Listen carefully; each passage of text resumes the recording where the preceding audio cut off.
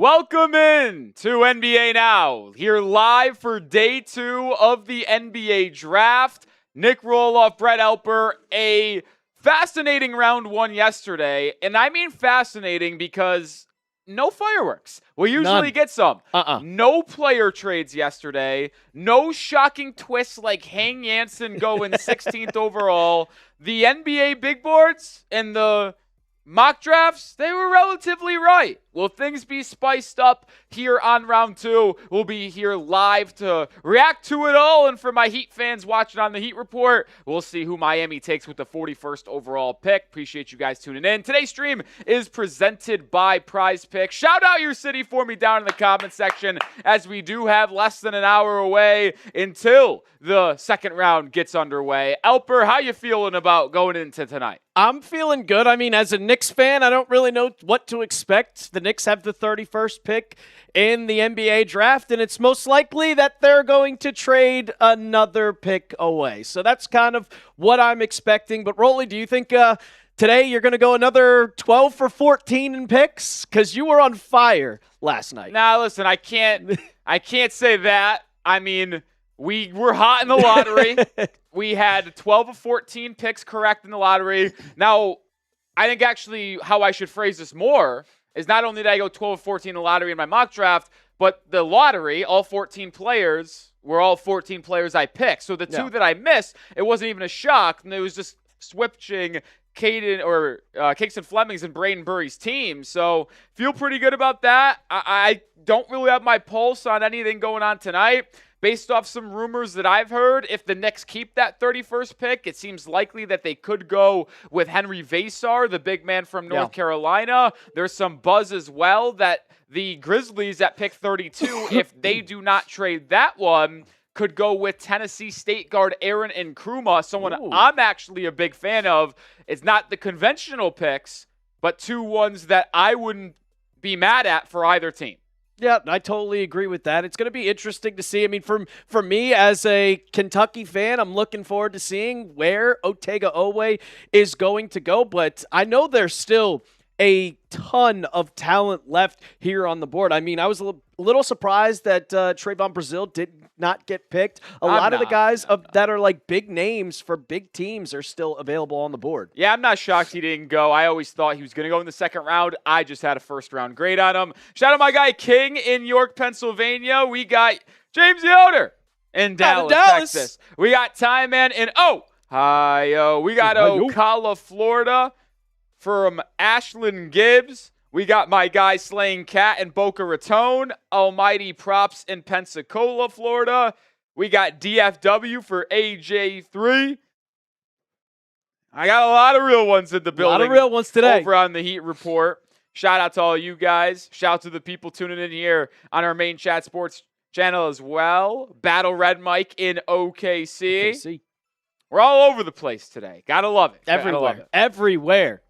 But I also want to hear from you guys, all people that are hanging out with us today. Look, it's not going to be as kind of the big names that you saw in round 1, but all the real ones show out in round 2. These are all the diehard fans. So I want to hear from you guys. Right now we got 110 people in the chat. Shout out your favorite team. I want to hear from you. Who is your favorite team and who are you looking forward most to drafting tonight? Shout out your team down in the comments section. I see Joseph saying, well, I think he's in Minnesota, but I'm assuming you're a Timberwolves fan. Time in the Buckeye. Shout out to you coming in saying Cavs. We'll see. The Cavs waited all 2 hours, 3 hours last night just to trade the pick. Yeah, that's tough. I mean, listen, is it a bad move for Cleveland? No, like you moved back just about 6 spots and then you picked up more future picks. But to me, there's nothing worse than waiting all night to hear your team make a pick and then all of a sudden you get the rug pulled out from under you right at the end of the night. We got Steve rocking with the Timberwolves. We got CI going with the Bulls. Battle Red Mike is saying the Thunder. I know I got all my Heat fans over in the Heat channel. Shout out to all the real ones hanging with us. 170 people already tuning in over there. Let's freaking go. I don't know what John Garcia what are we talking about here? Jake Chipper, is that your burner? We got intern Chip. We got intern Chip out in the building today.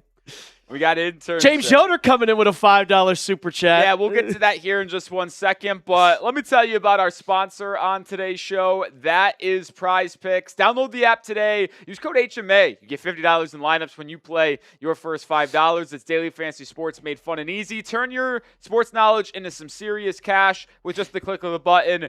More or less on at least 2 player stat projections, and you can cash in. They have so many different ways to play on a weekly basis, whether it be Flex Friday. They hand out discounts that you can take advantage of, whether it be flash discounts during the World Cup. They've got it for the W as well. There's a lot of different ways that you can play Prize Picks here. This was a lineup I did yesterday. Ended up losing, unfortunately for me, but the good news is this was actually a $15 protected lineup, so I got a $15 bonus lineup to use today where I used it more on Vinny goals for the Brazilian team, more on Caitlin Clark points, 21.5. There we go. And then more on Angel Reese, 11.5 rebounds. We'll track that one throughout the night. Rebounds. But join me over on Prize Picks. Download the app today. Use code HMA to get $50 in lineups when you play your first $5 lineup. That's code HMA to get $50 in lineups when you play your first $5 lineup. Appreciate Prize Picks for being the sponsor here again for our NBA draft coverage in 2026. Really good. Kind of a easy, predictable draft to start here when you had the first, I want to say, 7 picks. I mean, Roley was on fire to start. No shocker with AJ Dybantsa going number 1 overall to the Washington Wizards, the dog out of BYU. Then Darryn Peterson, the guard out of Kansas, going to the Utah Jazz. Cameron Boozer, the forward from Duke, heading to Memphis. Caleb Wilson, I know our guy, Bulls host Patrick Seatman was hype about this one. The forward out of North Carolina going to the Chicago Bulls. Keaton Wagler going number 5 to the Los Angeles Clippers. Mikael Brown Jr. Yeah, good luck getting getting the ball when you got Julius Randle and Michael Porter Jr. out there. He's the guard from Louisville going to Brooklyn. Darius Acuff, who I think is probably one of the best guards in this draft class, going to the Sacramento Kings. Kingston Flemings at number 8, the guard out of Houston, going to the Atlanta Hawks. And then Roley, a lot of Michigan players going 9 through 12. 3 and 4 picks here with Merez Johnson going to the Mavs. I actually have to get something out of my chest here, and this isn't just because our good boss James Yoder is a Michigan fan and now going to be a Maverick fan. The national media have all joined together to say the Mavericks made an awful pick. And it sickens me that they are unaware of how good Merez Johnson Jr. is. Not every pick has to be a flashy, this guy can be a top 5 player in the league. You need good basketball players to surround your star guy. Exactly. You are building around Cooper Flagg.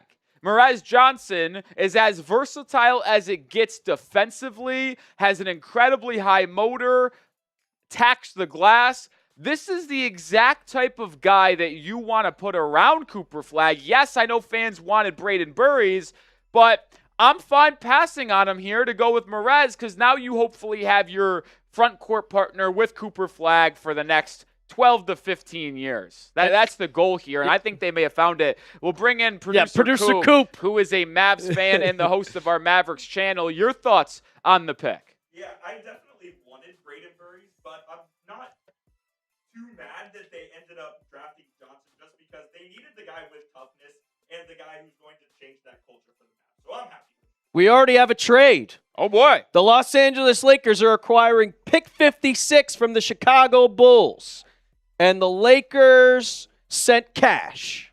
That's pretty wild. The best player, cash considerations. That's pretty wild that a team traded for a late second-round pick this early in the night. Yeah. Like, how do you know that you – well, what's going to land on the board? Well, I forget once you get past pick 45 in the second round, it's no longer an actual draft, and it's actually just free agency where these second-round picks basically tell what teams they want to go to.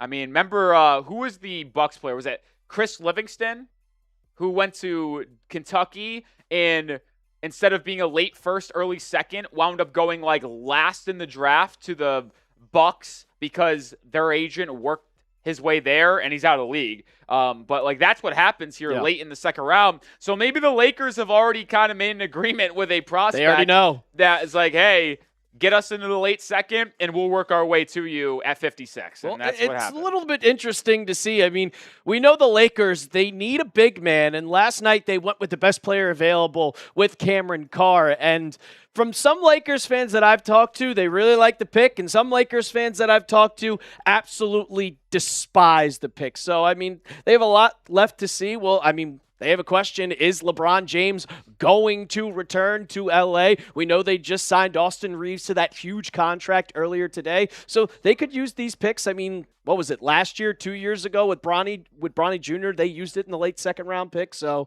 we'll see. Yeah, listen, I like the Cam Carr pick. I know bigs were something that the Lakers fans wanted, but they want best player available with Cameron Carr, and I'm not going to be upset about that. And to round out the draft, we had 2 trades. Alex Caravan going to the Kings. Sacramento moved up late in the first round. That pick coming in from Cleveland. And then a wild, confusing 3-team trade between the Suns, the Mavericks, and the Knicks. Ultimately lands Koa Pete, the Arizona forward, staying in Arizona with the Phoenix Suns. James Yoder with a $5 super chat. That'll take us into our super chat menu here in 1 second. But I heard that Kentucky has had 0 first-round picks since Dusty May coached his first game at Michigan. Is that true? We had JQ last night. That's not true. That's not true, James. We had Jaden Quintons going first round. What are we talking about here? What? Since he coached his first game. Yeah. Jaden is a Kentucky player. Okay. Coop's a little slow sometimes, guys. Coop's got it. It's like I don't even know. Did you guys have a first rounder last year? I can't recall. I don't think we did. Now, can you even count Jaden Quaintance as a Kentucky player if he only put on a uniform 4 times? I mean, he played for him. It's not like a couple years ago when Shaedon Sharpe played 0 games and just practiced. Yeah, that doesn't count. That does not count. But they still, when he was drafted, they said, out of Kentucky, Shaedon Sharpe. No, but JQ, he played a couple games. I mean, he looked good. The stats aren't going to show, but you could see the true potential of what he was. And the San Antonio Spurs, they're going to get a dog out of him, and I'm not too happy about that, as they're going to try and rule the NBA for the next couple of years. Well, James Yoder came in with a $5 super chat. Coop, let's go to our super chat menu here for today's stream. We got about $100 in super chats, I think, yesterday. If we could top that, that would be absolutely fantastic. We got a lot of fun things that we'll do to show appreciation for a super chat coming in. $5, Mr. Yoder, like that? We'll talk about your team. Now, we did already talk about his team. Actually, I don't know if he's a Mavs fan he a Mavs or a fan Warriors now? fan at this point. I think he does convert to the Dallas Mavericks, so we did talk about what they did with that 9th overall pick, going with Merez Johnson Jr., also added Sergio De La Rey at 25. Sounds like they are going to get him in Dallas this year after it was originally thought he may be staying in Spain for another year. $10 super chat. We'll do a Bean Boozled challenge. We need an internship to go get the Bean Boozled. Jack Lotteray stole it from us here. We'll have to go get it back. And then for every $100 today, we will do a beer bong. So we did a couple beer bongs yesterday because on our Heat channel, we got a $300 super chat. Shout out my guy Charmander. But every $100 tonight, beer bong. I would just go ask Jack. He's got it. They're all in B. Yeah. That is our super chat menu today. We appreciate any donation to help us here because it allows us to do more fun things here at the channel, like going live for the draft. We'll be going live for more World Cup games, I believe, once the knockout stage starts. And then the U.S. game is tomorrow. U.S. Open will be live on the channel tomorrow for U.S. and Turkey. Now, yeah, Turkey what's up with that? Little side tangent here. Since when is it Turkey A and not just Turkey? Yeah, I don't really know. I think it's just because they've went about 10 years ago, they legally changed their name. I don't know the whole story behind it other than it's Turkey A. But it's Turkey. So is that how it's looked at around the world or just FIFA? Correct. The United Nations official designation is Turkey A. Is there any other country like that?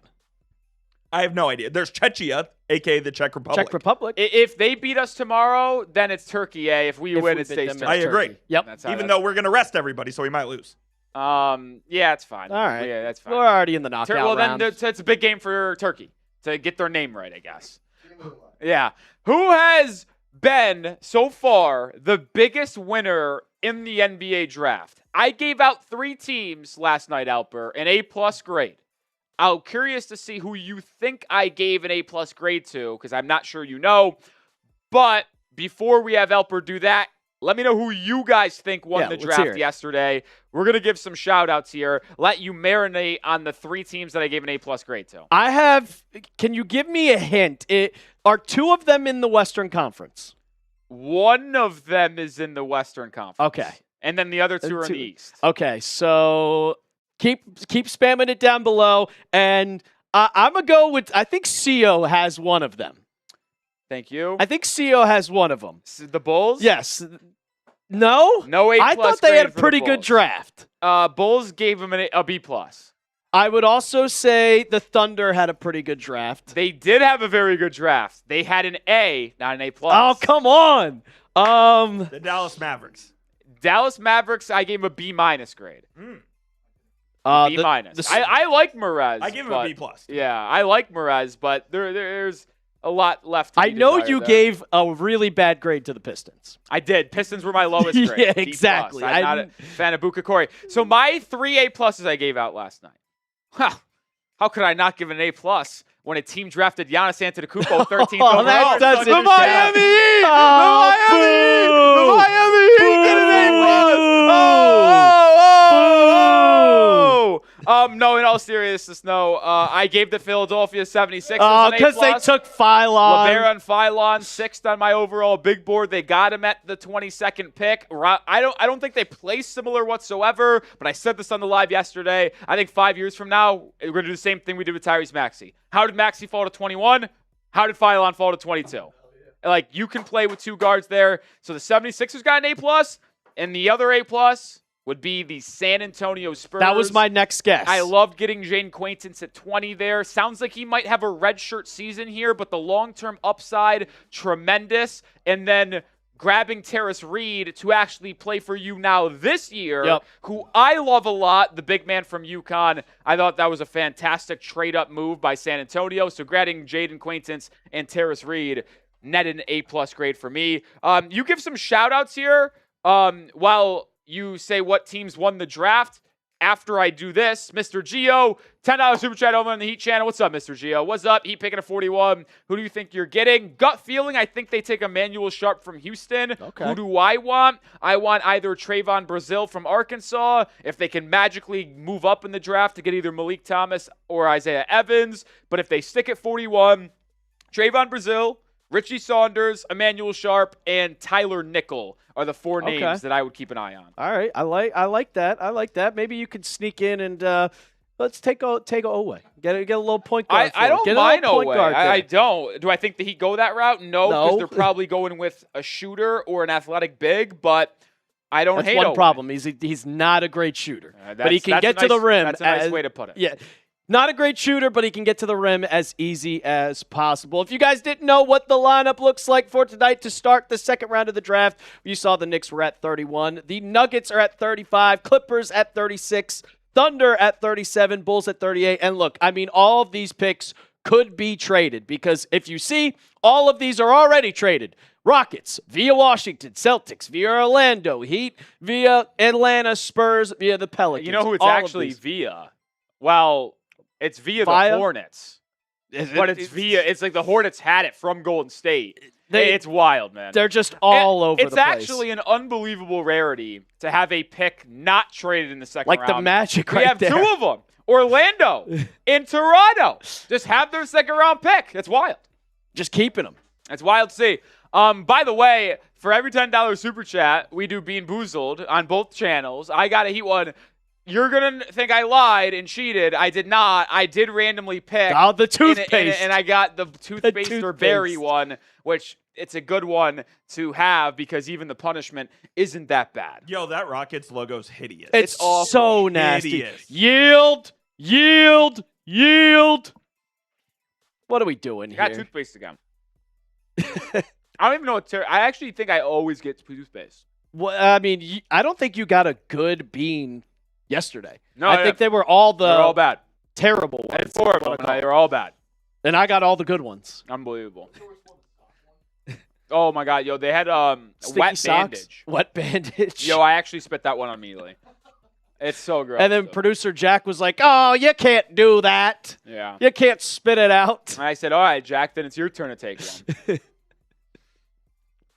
Ridiculous.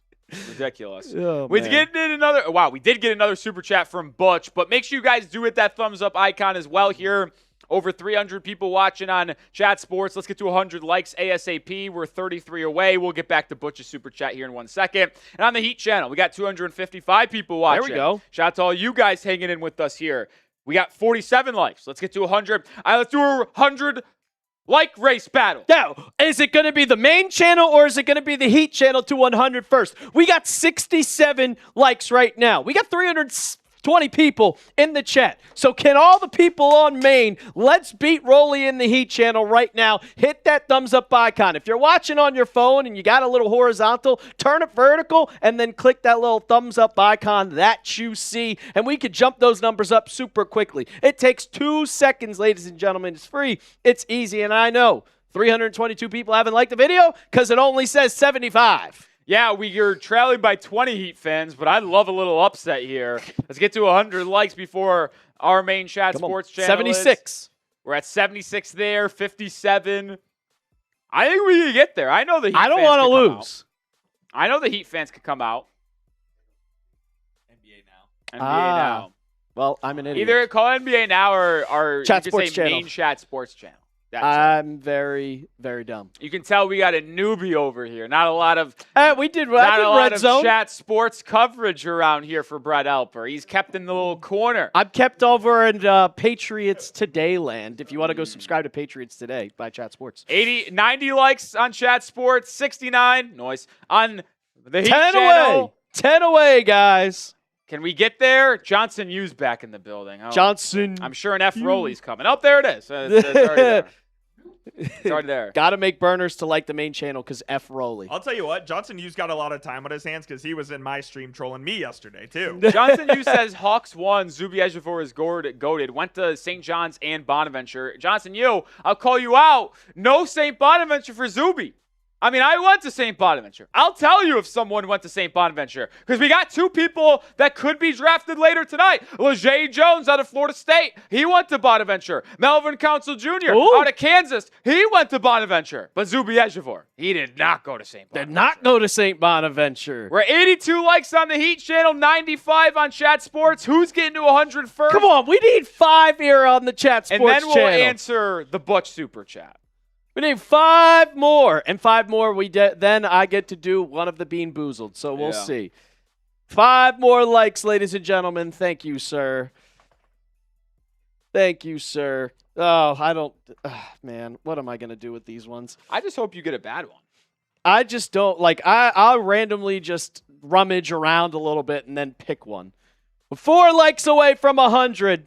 We're now 2 likes away. Heat are only 10 away. 2 likes the Heat away. may get Come there on. first. Come on. Horsey. Come on, Horsey. 1 away. 99 to 93. 1 away. Come on, Horsey. Come 1 on, away. Horsey. Come on. When's the next update? Oh, my God. It's actually those. 106. The Heat hasn't updated yet. The next time it updates, does it get to 100? You lose. Well, the Chat Sports channel might have updated first. Nah, it updated 97. Nah. We almost got there. Oh, what is this one? Oh, this is peach or barf. You had this one yesterday and you got peach, so you better get barf. No offense. Oh, he got barf. He got barf. He got barf. That actually smells like. Is it really? Yeah, I can imagine. I actually don't even want to know. I don't even want to know. All right, let's get over to Butch's $2 super chat. No, because you see Caravan being like Bielitsa or Trey Lyles. I always botched his first name Bielitsa, so I'm not getting. I'm proud of you for that. What? That you got the last name. Come on, bro.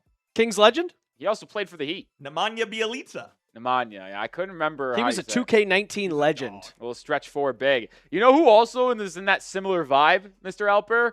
Oh, can I interest you in a George Niang? Very similar Yeah. play styles to Trey Lyles and Bjelica. And that's who I compare to Alex Karaban too, right? He's got good size at 6'6" and 3/4, 6'11" wingspan. He is a winner, 2 national championships at UConn.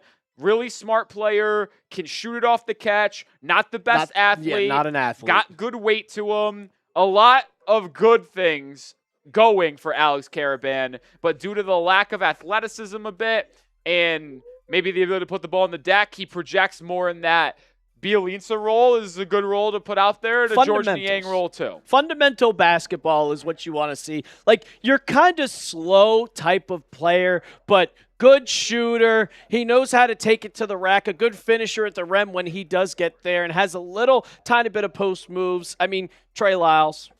Shout out to Trey Lyles. Also has the same birthday as me, by the way. So shout out to you. Shout out to Trey Lyles. Always making it about himself. Don't even talk Mr. Luca over there.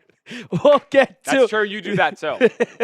We'll get I'm to making more about coverage. Luka, not me. No, it's just in turn it's about the- yourself. Yeah, it's internally. Let's talk about what I want to talk about. But before we do that, let's talk about our friends over at Prize Picks. You know that Prize Picks is the best place to win cash while watching sports. And us here at Chat Sports, we use Prize Picks every single day. In basketball, it's over, unfortunately, but the fun does not stop. We got the big soccer tournament going on, baseball in full swing, and I also do motorsports every single Sunday on Prize Picks. I'm one of the only people that do that, but you guys can too. You guys could also follow me on the app to see all my lineups at The Real Alper. Get the picks before they even get posted on the show. And then, is this a new lineup? Yeah, this was my aforementioned bonus lineup I got earlier today. Like I said, I took Vinny Jr. More on half a goals. He's got good at 2. There we go. Already starting off better than yesterday. Yeah, yesterday I went 0 for 3. So I'm at least doing better than yesterday.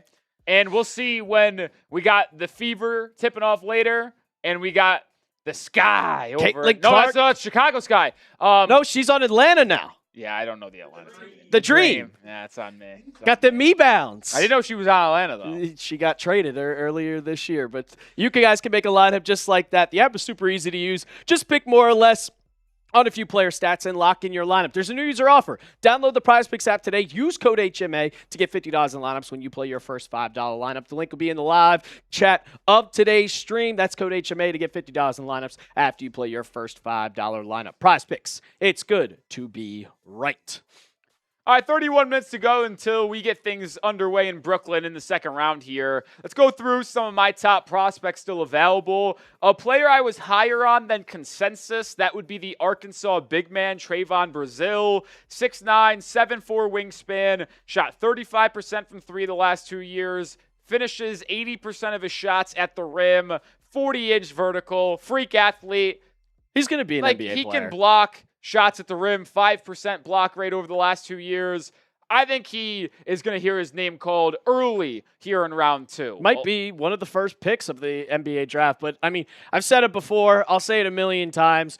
If you play basketball for John Calipari in college, you're going to be better in the NBA than you are in college. That's just the way it goes. Yeah, and then a lot of people are naming Evans and Thomas as the 2 best players available, certainly among them. Both high-level shooters that any team would want to add to their backcourt. And with a pair of teams here in the opening first 5 to 6 picks that are playoff teams, like the Knicks, I think they go with Henri Veesaar, but like you've got New York, you've got Boston early in the 30s, you've got Minnesota at 33, Cleveland at 34. You've got 3 teams that are postseason teams that could be looking to add shooting for their playoff rotation. So I do think Evans and Thomas will hear their names called early tonight as well. You may even hear a guy like Tyler Nickel, the Vanderbilt guard, who is 6'6", 40% three-point shooter. You want to talk about a model of consistency, Mr. Alper? Over the last 3 years, 2 at Vanderbilt, 1 at Virginia Tech, actually began his career playing for the Tar Heels in Chapel Hill. He shot exactly 40% from 3 the last 3 years. 2024, 39.9. 25, 40.5. This past year, 40.0. That's a shooting M or F right It there. is wild how consistent he is shooting 40% from 3. And because of his size at 6'6", 6'8.5" wingspan, I think Nichols got a little Duncan Robinson into him there. And then a couple of guys here. This is like what I call the quadrant of role players. Gillespie, point of attack defensive guy that can shoot the three. Quadir Copeland, really long, good defensive player, improved as a playmaker this year at NC State with Will Wade the last couple of years. Wolfpack and McNeese. Seth Trimble, I'm really high on him. A lot of people think he's a UDFA. Very well could be. But Seth Trimble, when I watch him play, all I think about, Gary Payton II. He carved out a nice career for himself in Golden State. I think he might be able to do it as well. Big fan of Aaron Nkrumah from Tennessee State as well. And then you've got some shooters here I really like. Ryan Conwell, Emanuel Sharp. Jaden Bradley, the Big 12 Player of the Year, was on the all-defensive team as well. Really aggressive, physical, smart player that you can bring off the bench as a defensive guy and even run an offense at times. And Dillon Mitchell is a fascinating player too because this guy is long, he's athletic, he's an elite-level defender and an explosive finisher at the rim, but he shot 6% from three last year. Like, he might be unplayable 6%. In the NBA if he doesn't develop any type of shot here, which is why he falls to the second round. But the athleticism and defense is enough for me to believe a flyer is worth taking on him in the earlier middle parts of the second round. Look, and one guy I was kind of looking at is you had him 16th on the big board is Conwell. And I mean, that man is an absolute shooter. He can shoot from anywhere on the court. And I feel like, because I remember watching the Kentucky-Louisville games, it just felt like he could shoot absolutely. He would pull up from 35 in college. He was an unbelievable shooter. Yeah, Conwell shot really well at Xavier before he went to Louisville. Volume went up, efficiency went down here for the Cardinals last season, but I still think in the NBA he's going to kind of go back to that form he had playing for the Musketeers. Who do you guys think is the best player available, though? Got some super chats on both the Heat channel and Chat Sports channel we'll get to here in just 1 second. But let me know who you guys think is the best player. We got RB saying Jack Kyle, the German guard, who I think could go really high tonight. I think he's got a wide range of outcomes. I have Kyle near the end. I have him as my 54th guy. I've heard some people really like him and think he could go in the 30s tonight. This is the second round of the draft. Anything can happen. Are they the next big powerhouse? They've had 2 Germans selected in the first round. Christian Andersen and Anna Steinbeck. About to have another one. Now, Christian Andersen. He is, but he isn't. Yeah, a little bit of like a fraud German, if you will. Because his family's German. Yeah, it's not like the Wagner brothers. He wasn't born there. But he did play for the German team, like under 18 team growing up. So him and Steinbeck could be the next big things with the Wagners. Steinbeck, Wagners, Schroeder, Anderson, Kyle. Are they going to be a threat in the world? Or what are they? They won the last World Cup. Well, is Dennis Schroeder still going to be playing with? We won the Olympics. Okay, they did still. Call it was the FIBA FIBA World Cup. Yeah. They call it FIBA World Cup. That's right. But is Schroeder still going to be playing with Germany? I mean, at that stage, when is it next? 3 years from now? 2 years? No, it's next year. 2 years? It's next year. Oh, it might be next. It's 2027. No, it's 28. I'm 90% sure it's 27. No, because everyone always says who's going to be our bigs in 28. FIBA World Cup 2027 in Qatar. So is the Olympics 28 then? Yes. I don't think anyone cares about the World Cup, actually. Well, that was when our USA team involved Brunson. Oh, it was the bums. It was the bums that couldn't get Josh it done. Hart. You mean the champions? Yeah, you could be cool in this like Mickey Mouse. I'm pretty sure Halliburton was on that team. Yeah, another bum. They didn't have Bam, that's why they couldn't get it done. Bam, 2-time gold medalist. Didn't they have Bam? No, they did not. Oh, now I'm going to look it up. USA It was roster. a Jason Tatum, Jalen Brunson-led team. That's all you need to know. Paulo Bencaro. Yeah, Mikael Bridges. Was on yes, the team. Jaren Jackson Jr. They brought in the B team that couldn't get it done. Cam Johnson was on the team. Bam Adebayo, if he flows to put on that USA jersey, he's bringing home. Bobby Portis was on that team. That's Heat legend, Bobby Portis. That's Heat legend, Bobby Portis. All right, KBM, what's up, brother? Roland, do you think Norman Powell will leave? And if yes, who would you replace him with? There is a lot of momentum growing that Norman Powell will be leaving the Heat, maybe going to the Detroit Pistons here in free agency.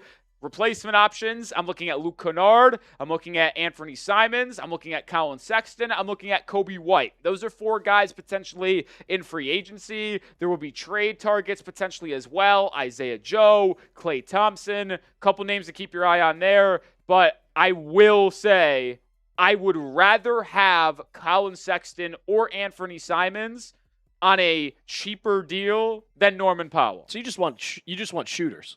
Well, that's what we need. We're good. We're good everywhere else besides backcourt shooting. That's all we need. We get some shooters, we'll be fine. Johnson, shout out to your $2 super chat. Heard my favorite player is Randall. You love Julius. Big Julius Randle fan. Kentucky guy.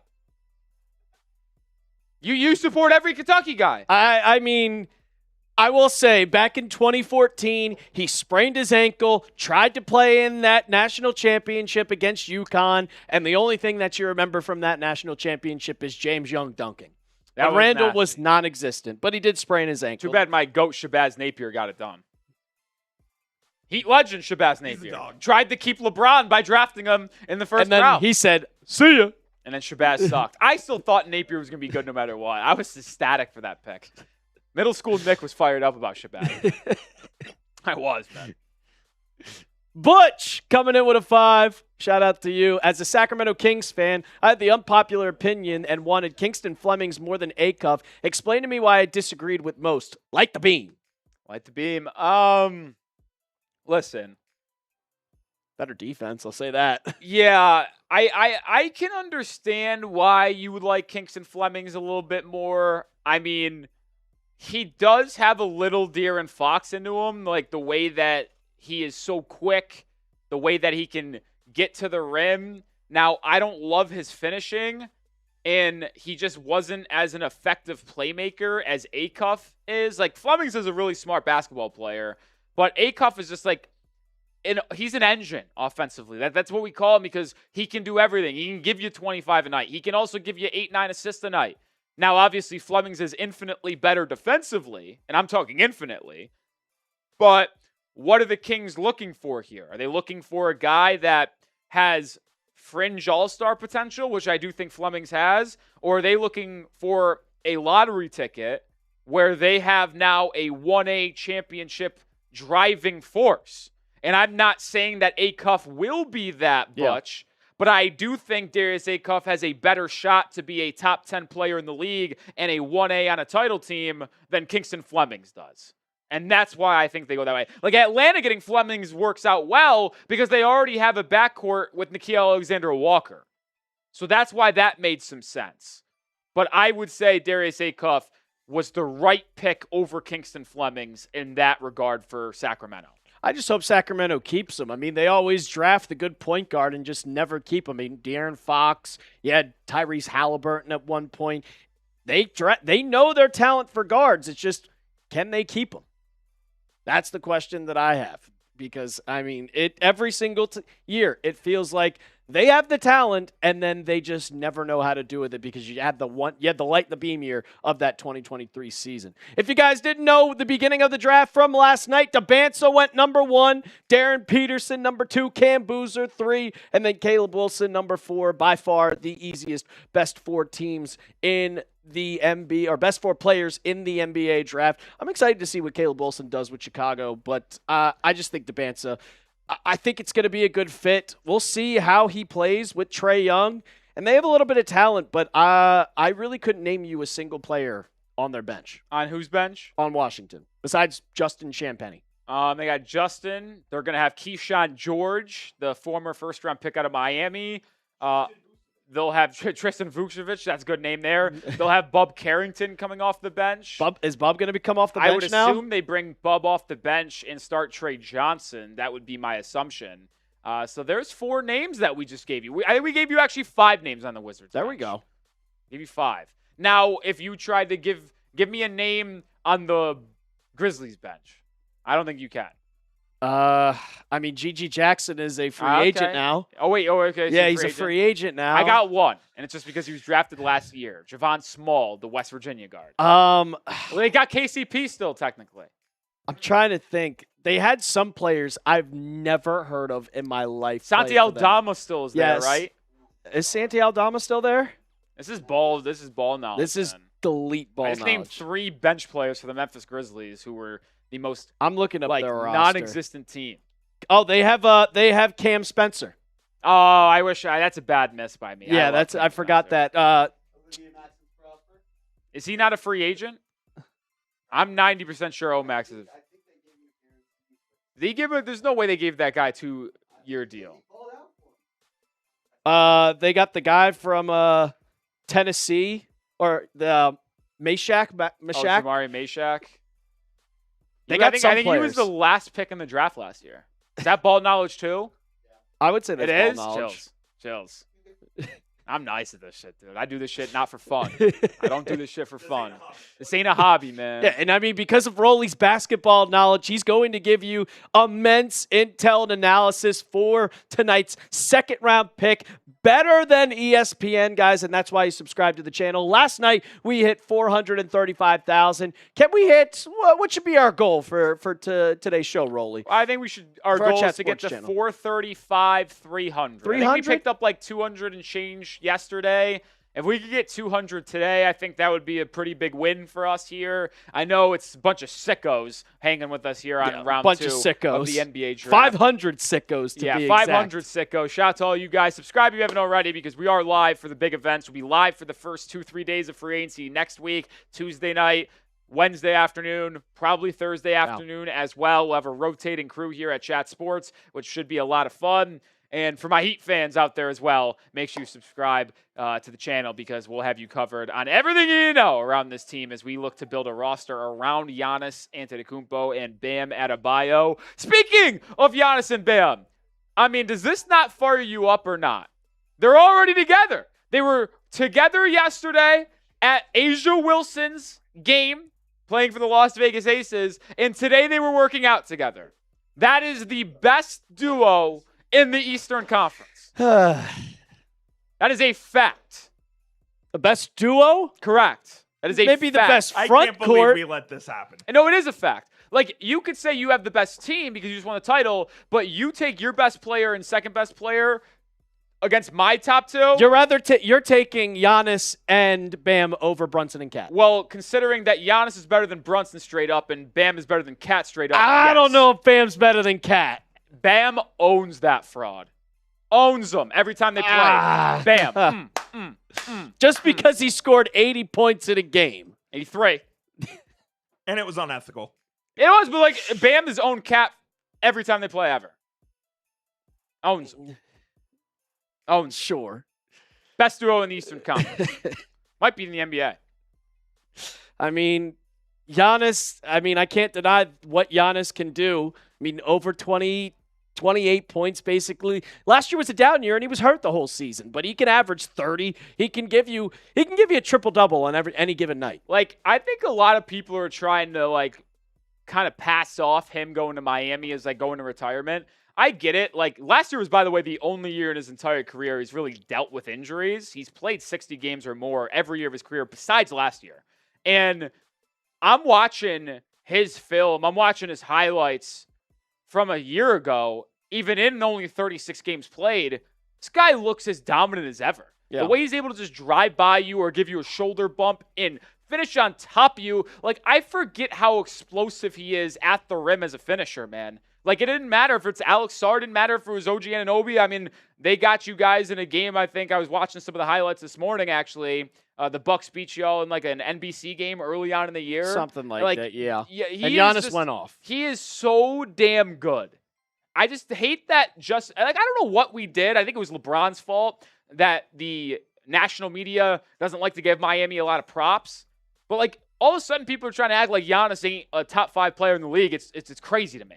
And I mean, I agree that Giannis is still a top 5 player in the league. Every single time you watch him play, he'll have, like, he could go out and score 40, but even when he scores 30, it's like the most quiet 30 you could ever possibly see. He does sleepwalk to like 25 like, every night. it's like it gets to the fourth quarter with 3-4 minutes left, and next thing you know, he's like, oh, he's got 32 points, and you're like, oh, shit, he's actually going off tonight. Yeah. It's going to be interesting, man. And here's a little interesting thing, too, as well, is get your votes in. Will Giannis win a title with Miami? Blockbuster trade on Monday night.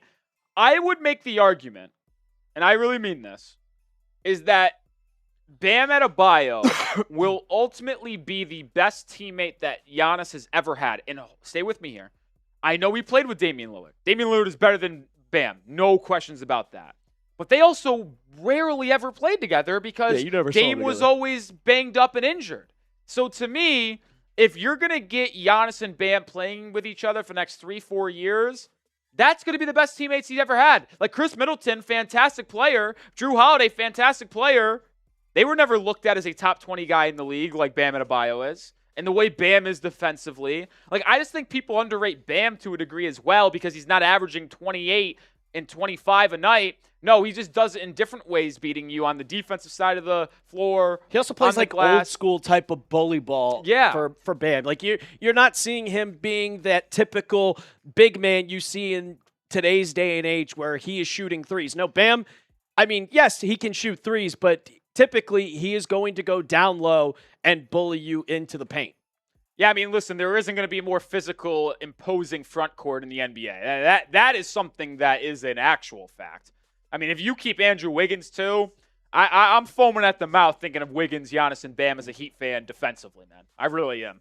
I'm looking forward to seeing what they are. I mean, it's going to be like we talked about it yesterday, it's going to be a 4-team race in the Eastern Conference. Yeah, we'll see what happens between New York. What changes do Boston make? Obviously, Miami's coming up. And Detroit, you'd have to imagine, is there as well. Producer Chip is saying the Sixers, they're going to be lucky to make the playoffs. And if they do, they'll be out in 5 games. Is Embiid actually going to be okay? Is Embiid going to be healthy? Yeah, well, the Celtics are going to be like the 4 seed this year. So you're getting packed up by Miami by 5, getting packed up by the Pistons in 6, and you're losing to the Knicks in 5 too, if you're lucky. Enjoy the play-in. You're the best backcourt in the NBA. Who's the other guy? They got Edgecombe. Maxey, DJ, and Philo. Well, how can you have 3 guys in the backcourt? Count them all 3. You going to keep Kelly Oubre? Chip's getting angry. Have fun with Adem Bona as your backup. Adem Bona is actually good, though. I like Adem Bona. I think Adem Bona is terrible. I like Adem. I like him. Oh, we got a super chat. We'll get that on screen here in a second as we inch closer to the top of the hour where this draft in the second round is set to begin.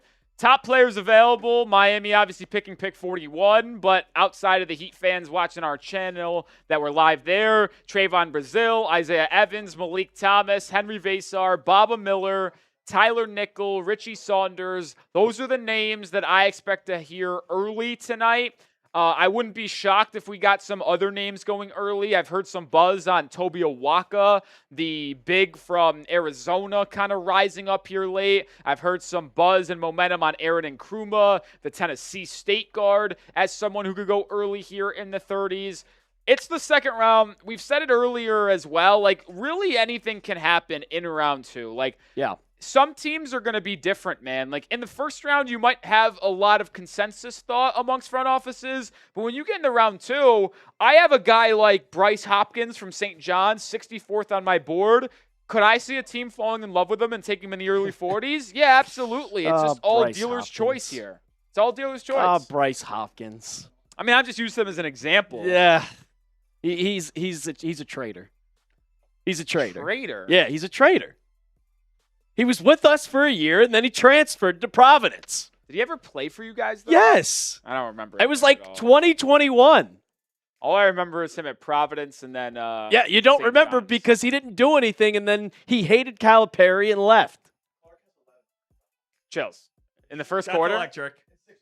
I told you, Caitlin Clark has 11 points in 6 minutes. Caitlin Clark's on a heater. She's back. There was talks about Caitlin Clark already being washed. Demise. Her demise was great. She hasn't developed. She hasn't developed at all. She's still the same player she was at Iowa. Listen, that was what the haters were saying. I can't say that I watch a lot of the W because we're very busy working here covering the NBA and other things. But there were talks of people saying that she legit is like not good anymore. And then she's had 20 points or more in 5, I think, the last 5 She heard the games. noise.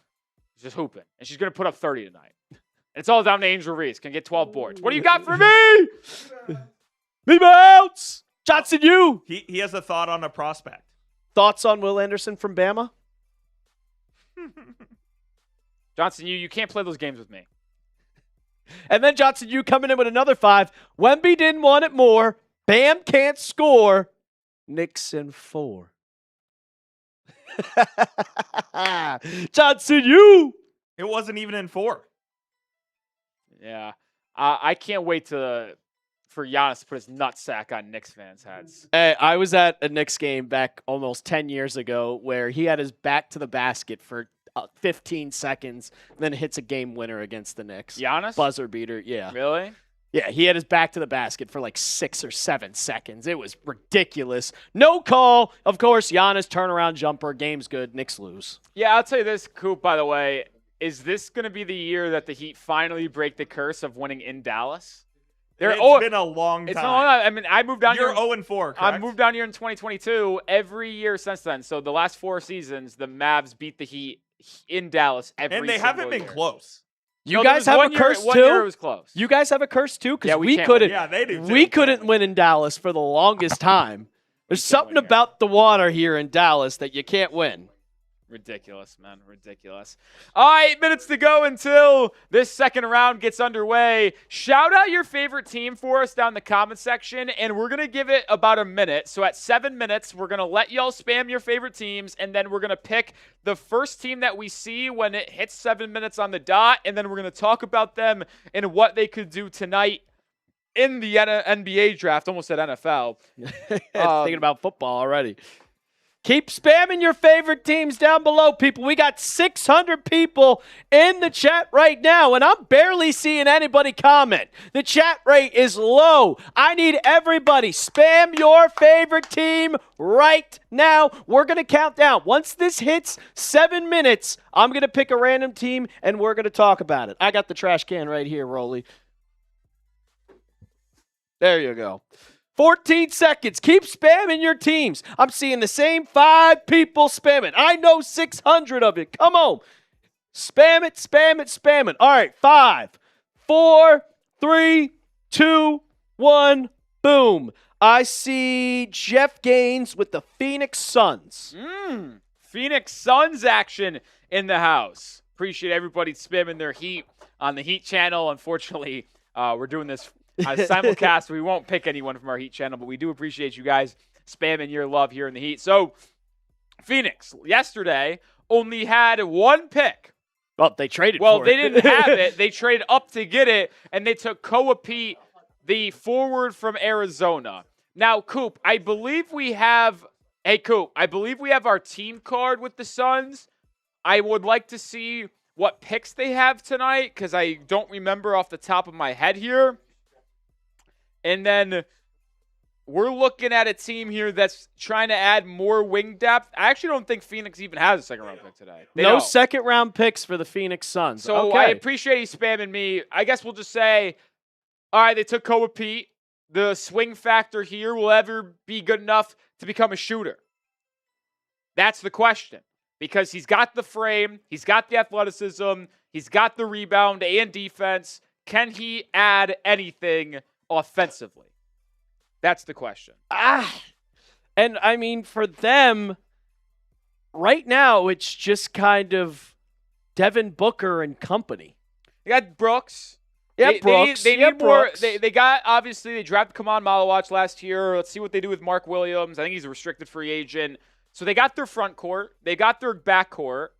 Because Brooks was really good this year. Brooks was incredible. But how do you and he fill turned out into a those shooter. pieces around the 2 bigs and the guards? They brought back Colin Gillespie. They brought back Jordan Goodwin. If they could add a legit wing presence that can, like, be a second option and let Dillon Brooks almost be that third option, I think they might be in a good spot, And I mean, both Goodwin and Dillon Brooks have developed into good shooters. Yeah. You know who would be a really good fit on this team right now? Kevin Durant. Kevin Durant? Yeah. I wonder if it's possible to get Katie in Phoenix. They probably could use him. All right. So that was quick since the Suns, they didn't have any second-round picks. We're going to do it again as we got 5 minutes until the second round goes. So we're going to do it again. Once it hits 4, we'll pick another team. Everybody spam your teams down below. I want to see the chat going crazy. You know, it's funny. I see actually a lot of people in the live chat spamming Heat. I mean, self-plug here, guys. Some of the people I know are a Heat fan, and I've seen them in the Heat channel. We know we are live on the Heat channel, folks.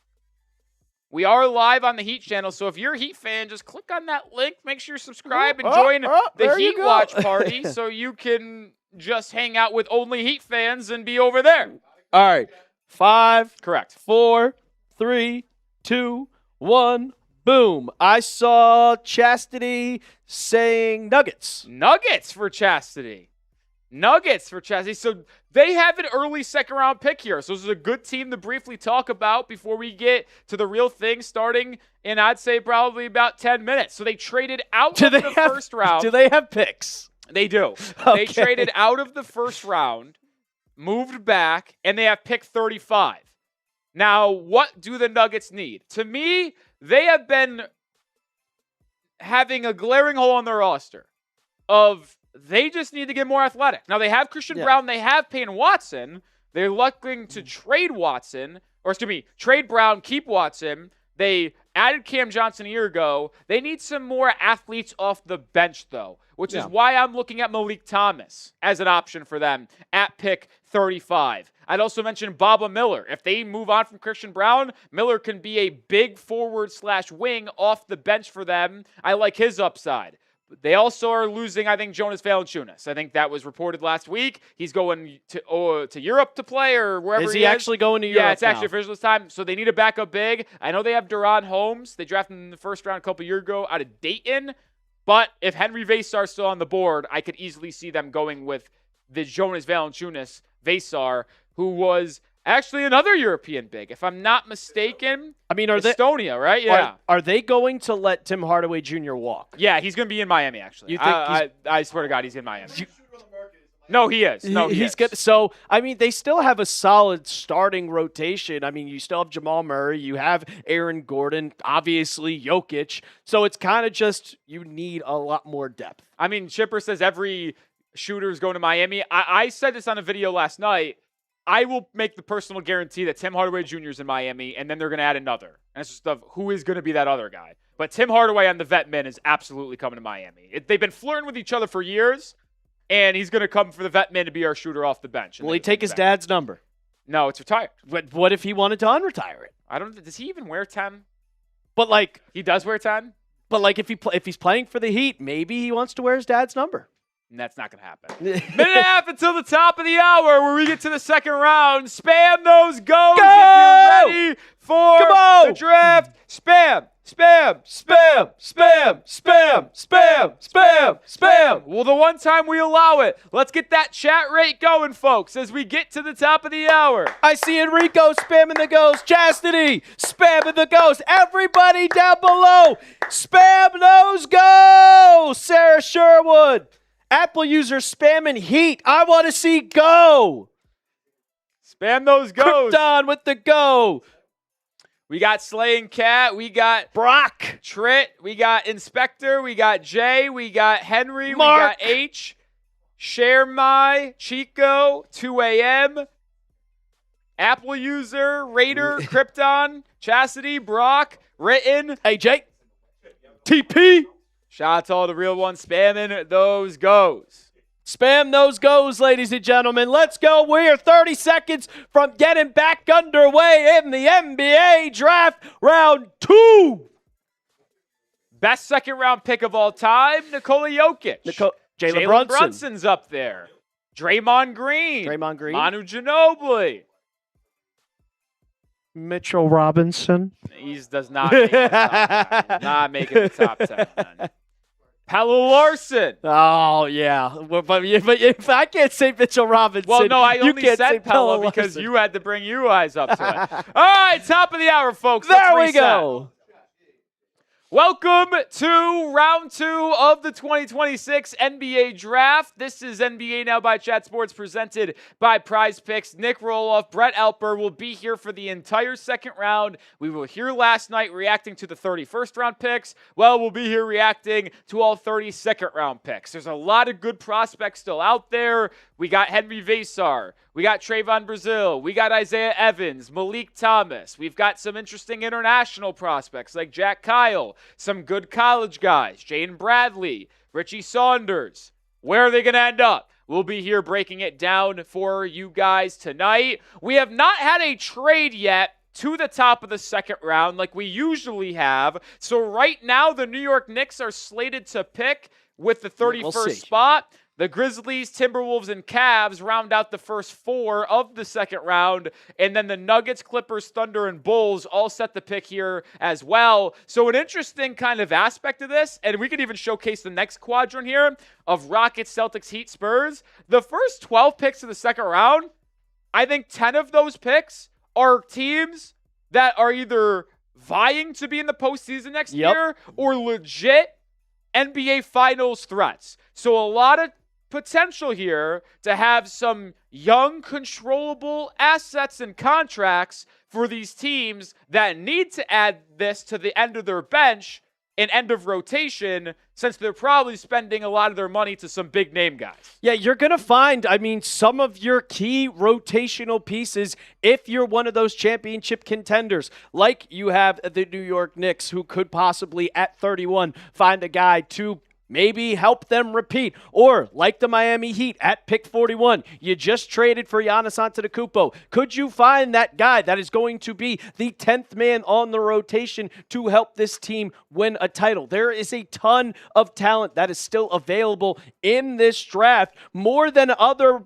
times or other years in drafts before. If you guys remember 2 years ago, well, it wasn't very talent-heavy pool for all of those players. This year, you're definitely going to find some key rotational, maybe even some starters in the second round. Yeah, I think it thins out a lot, in my opinion, after like the first 15 or 16 guys here.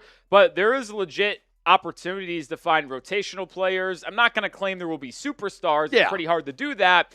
I know there's been some. We talked about it really briefly before the top of the hour of best second-round picks in NBA history. You got Jalen Brunson. You got Nikola Jokic. So you have 2 NBA champions coming in the second round. You obviously have Draymond Green there as well, Manu Ginobili, who we mentioned. So it's not impossible to suggest that you can get a Hall of Fame level guy in the second round. It just takes a lot of incredible work from your front office. Yeah, it's where you find gems. And I know that, as a Knicks fan, we sat here last year and we watched, we got a trade. Never mind. The New York Knicks are trading pick 31 and 55 to the Houston Rockets for picks 39, 53, and a 2029 Kings second rounder. Of course. The Knicks and James Dolan don't want to pay their players. They don't ever... is there a team that actually trades more in the NBA draft than the Knicks? No. I swear. Pacome Dadier, are you kidding me? Hey, he was a first-round pick. Mohamed Diawara. He is the Howie Roseman of the NBA.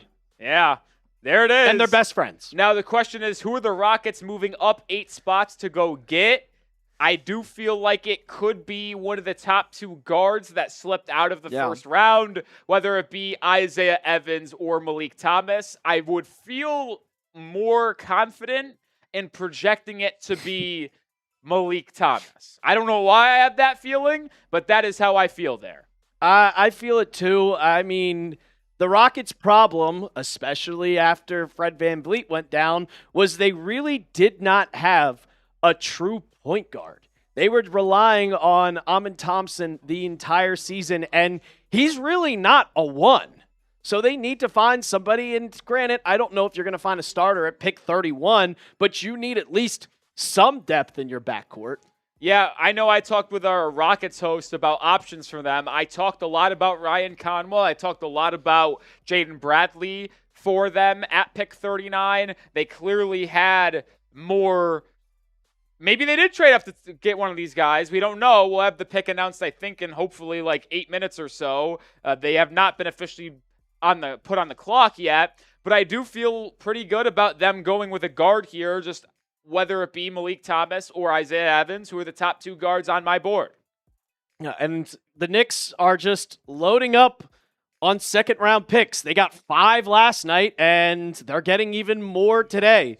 So I don't know what the Knicks are possibly going to use those second-round picks for, because it feels like they load up on all these picks, but they never, ever make the pick. Yeah, they never do. They never do. Last year it was Mohamed Diawara, and they still have. They were trading for, if you saw on Twitter, and you probably didn't, but the Knicks traded for draft rights of a player from the 2009 NBA draft. They did that yesterday? Yes. What? We traded That for was part draft. of the 4-team trade. That was part of the 4-team trade. The Knicks acquired draft rights for a guy from the 2009 So NBA that draft. just means like that other team had to send something, Correct. and the only thing they could possibly send that A made guy nuts from 09. is he They still- also sent a guy from 14. does he still play basketball? Probably not. What was his name again? I could find it for you. That's insane, man. That's insane. Make sure you do hit that thumbs up button, folks. We got 1,100 people watching. We're here live for free. Very appreciative of everyone tuning in here. Only 188 likes, though. So hit that thumbs up icon for us. Let's get to 400 likes. I think that's very attainable We here. are at 188 on Yeah. our chat sports channel. Boss- 12 more, and Rolly's going to take a bean boozled. Bosses want us to get to that 50% like rate. Help us out. Let's get the bosses off our back so we don't have to ask for likes here for a while. So let's get to 400 if possible. On our Heat channel, we got 151. Let's get to 200 ASAP if possible. We're 42 away there. Keep on hitting that thumbs up icon. We did cross 200 likes. There Every we go. 100 likes That's today, quick. we're doing a Bean Boozled. Keep on tapping that like button. That is greatly appreciated. my So friends. this guy still plays basketball really from the For what team? 2009 draft. Chine Melu Alonu. And That's not a real person. And he plays basketball in the Kuwait League. What is that, Croatian? He's from Nigeria. And he went Kuwait's to a country. What? Kuwait is a country. What'd you say? Kuwait is A a country. country. Sorry, one more time. First team All-Big 12 he played at Texas A&M from 2006 to 2009. I can't tell which one is this. That's either barf or peach. No, it kind of looks like the strawberry banana smoothie or dead fish. All right, well, I guess you're just going to find out. We were starting later than we did yesterday. This They is- want to milk this out. Dude, if this is dead fish, though, I feel like this could be nasty, dog. Well, there's your trash can. This could be nasty. Oh, man. Help us be number one here on YouTube. Right now, we got over 1,000 people watching right now. So if you're watching, if you love what you're watching, and you have an NBA fan that I don't can't wanna watch do the this. draft, I'm just nervous. do it. Chipper, can you do this for me? Take this Bean Boozled. What would it be? I think it's either going to be dead fish or strawberry banana smoothie. You can't do it? No, I just can't do it. If it's He dead fish, can't I'm gonna do be- it. I- He can't do Oh, it, ladies and gentlemen. Chipper's Internship. You loser! All right, I'm going to do it. Yes. what was it? Strawberry banana smoothie. Strawberry banana smoothie? Starting on a good foot, ladies and gentlemen. Starting off the good one. I need that, but I don't think I could have stomached dead fish. Every 100 likes, we will do a Bean Boozled. $5, we talk about your team. What draft picks do they have in the second round? Who they drafted so far, and what they could look for during the future of the 2026-27 season. $10, we are doing another Bean Boozled, so if you send a $10 super chat, and then $100, we're taking down some beer bongs. I can't believe this draft hasn't started yet. Yeah, we're 10 minutes in here. It's starting later than it did Yeah, honestly, I throw that weigh in up. Throw it up. Throw it up. This is all his fault. It is all. Yeah, He ruined basketball. He ruined basketball. Boo! Boo! Boo! Everybody boo right now. Why are we starting this thing? We started at 8:07, I think, yesterday Eastern time. I need to hear what Wendy and Malika have to say. And Iman Shumpert. Bo Adam Silver, the worst commissioner In in sports. all of sports. What are we Boom. doing? What are we doing? Who is Vanessa Richardson? I have no idea. That's new. No, actually, this is ridiculous that we're doing a We're talking about Jalen Brunson. 12-minute saga about second-round picks. How about you just announce that people are on the clock here, folks? Shout out to Written by Ryan, Tropical Storm. This comment was deleted. Jay Bass, Mark Lee, Brile, Alex, Low, Jay, Ben, KBM, Inspector, Antonio, Allen, DDMD. what are we waiting on, man? I don't know. It's Mark. Well, Silver comes out and speaks, and then Mark Tatum takes over for the picks. It's just ridiculous, man. Whoa. Whoa! It's kind of fucked up, Chip. What the hell are you talking about, Chip? It's kind of fucked up, Chip. Chip, come on, Good man. thing he doesn't have a mic on him tonight. Come on, man. You're canceled. Come on, man. What is Shams going to say? Let's hear him. More Giannis talk, because that's all he does. Oh, he's talking He's about talking the trade. about the trade. Talking about the trade. Can we just get to it already? Yeah, this is actually pissing me off. I thought I'd get mad about how much they delay the NBA lottery. How about the way they're delaying the start of the second round? This is ridiculous. I see someone saying odds the Nets get Isaiah Evans extremely low. They'd have to trade up. They are picking 43rd. I will guarantee he is probably selected in the first 7 picks of the second round. So if the Nets want Isaiah Evans, they're going to have to trade up and go get him because they can't sit there at 43 and expect him to get him. This is ridiculous. This is absolutely ridiculous. Tropical Storm says, hope Rockets take Smith. Gripdod says, Lakers move up. We'll see. They did. They moved up a little bit. But if they move up to 30s. Siegel season says they're going to move up again. Siegel Summer, baby. I will never trust Brett Siegel. He's got a good name. He's got a good name.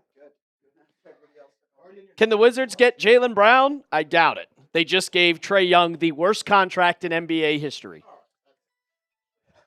I still can't. I can't get over this. This is ridiculous. What are we starting at 7:30 or It's going to 7:30 be a Central? 15-minute delay. Playoff P. How about PDP. Oh my God, Jay Billis has Emanuel Sharp over Isaiah Evans, best available. That's crazy to me. No offense to Emanuel Sharp, but a guy who's a little undersized, unathletic. I get he's a sniper.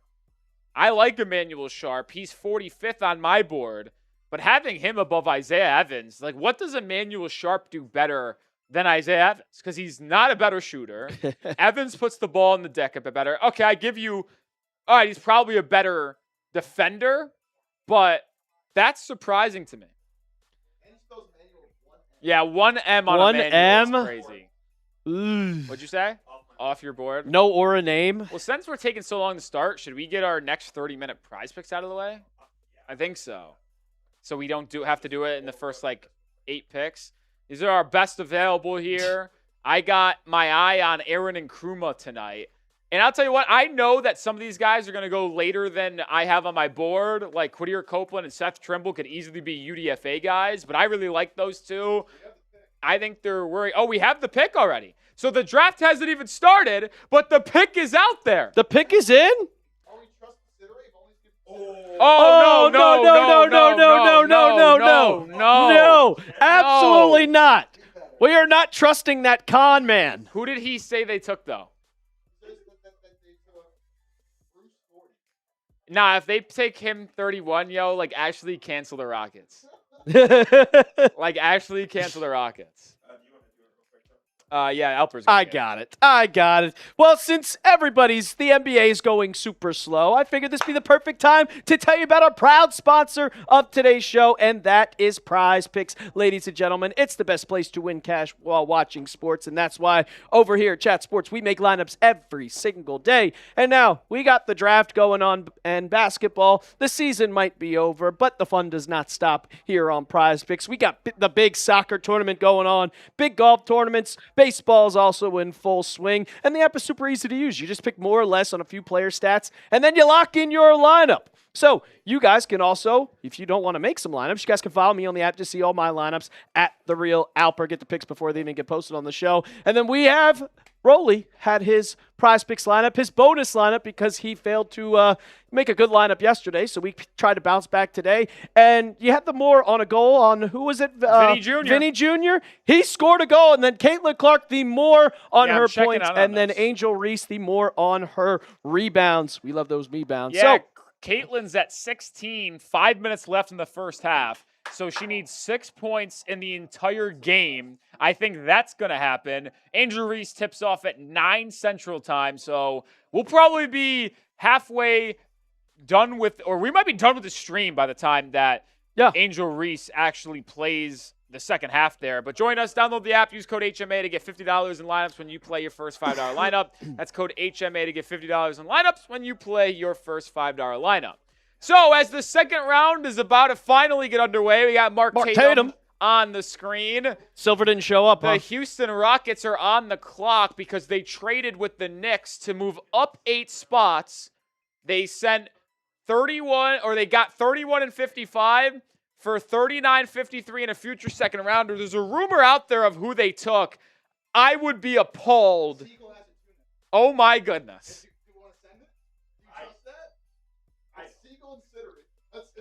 The two, I think we can't do that. The two S's. Can't do it. The two S's. Can't do it.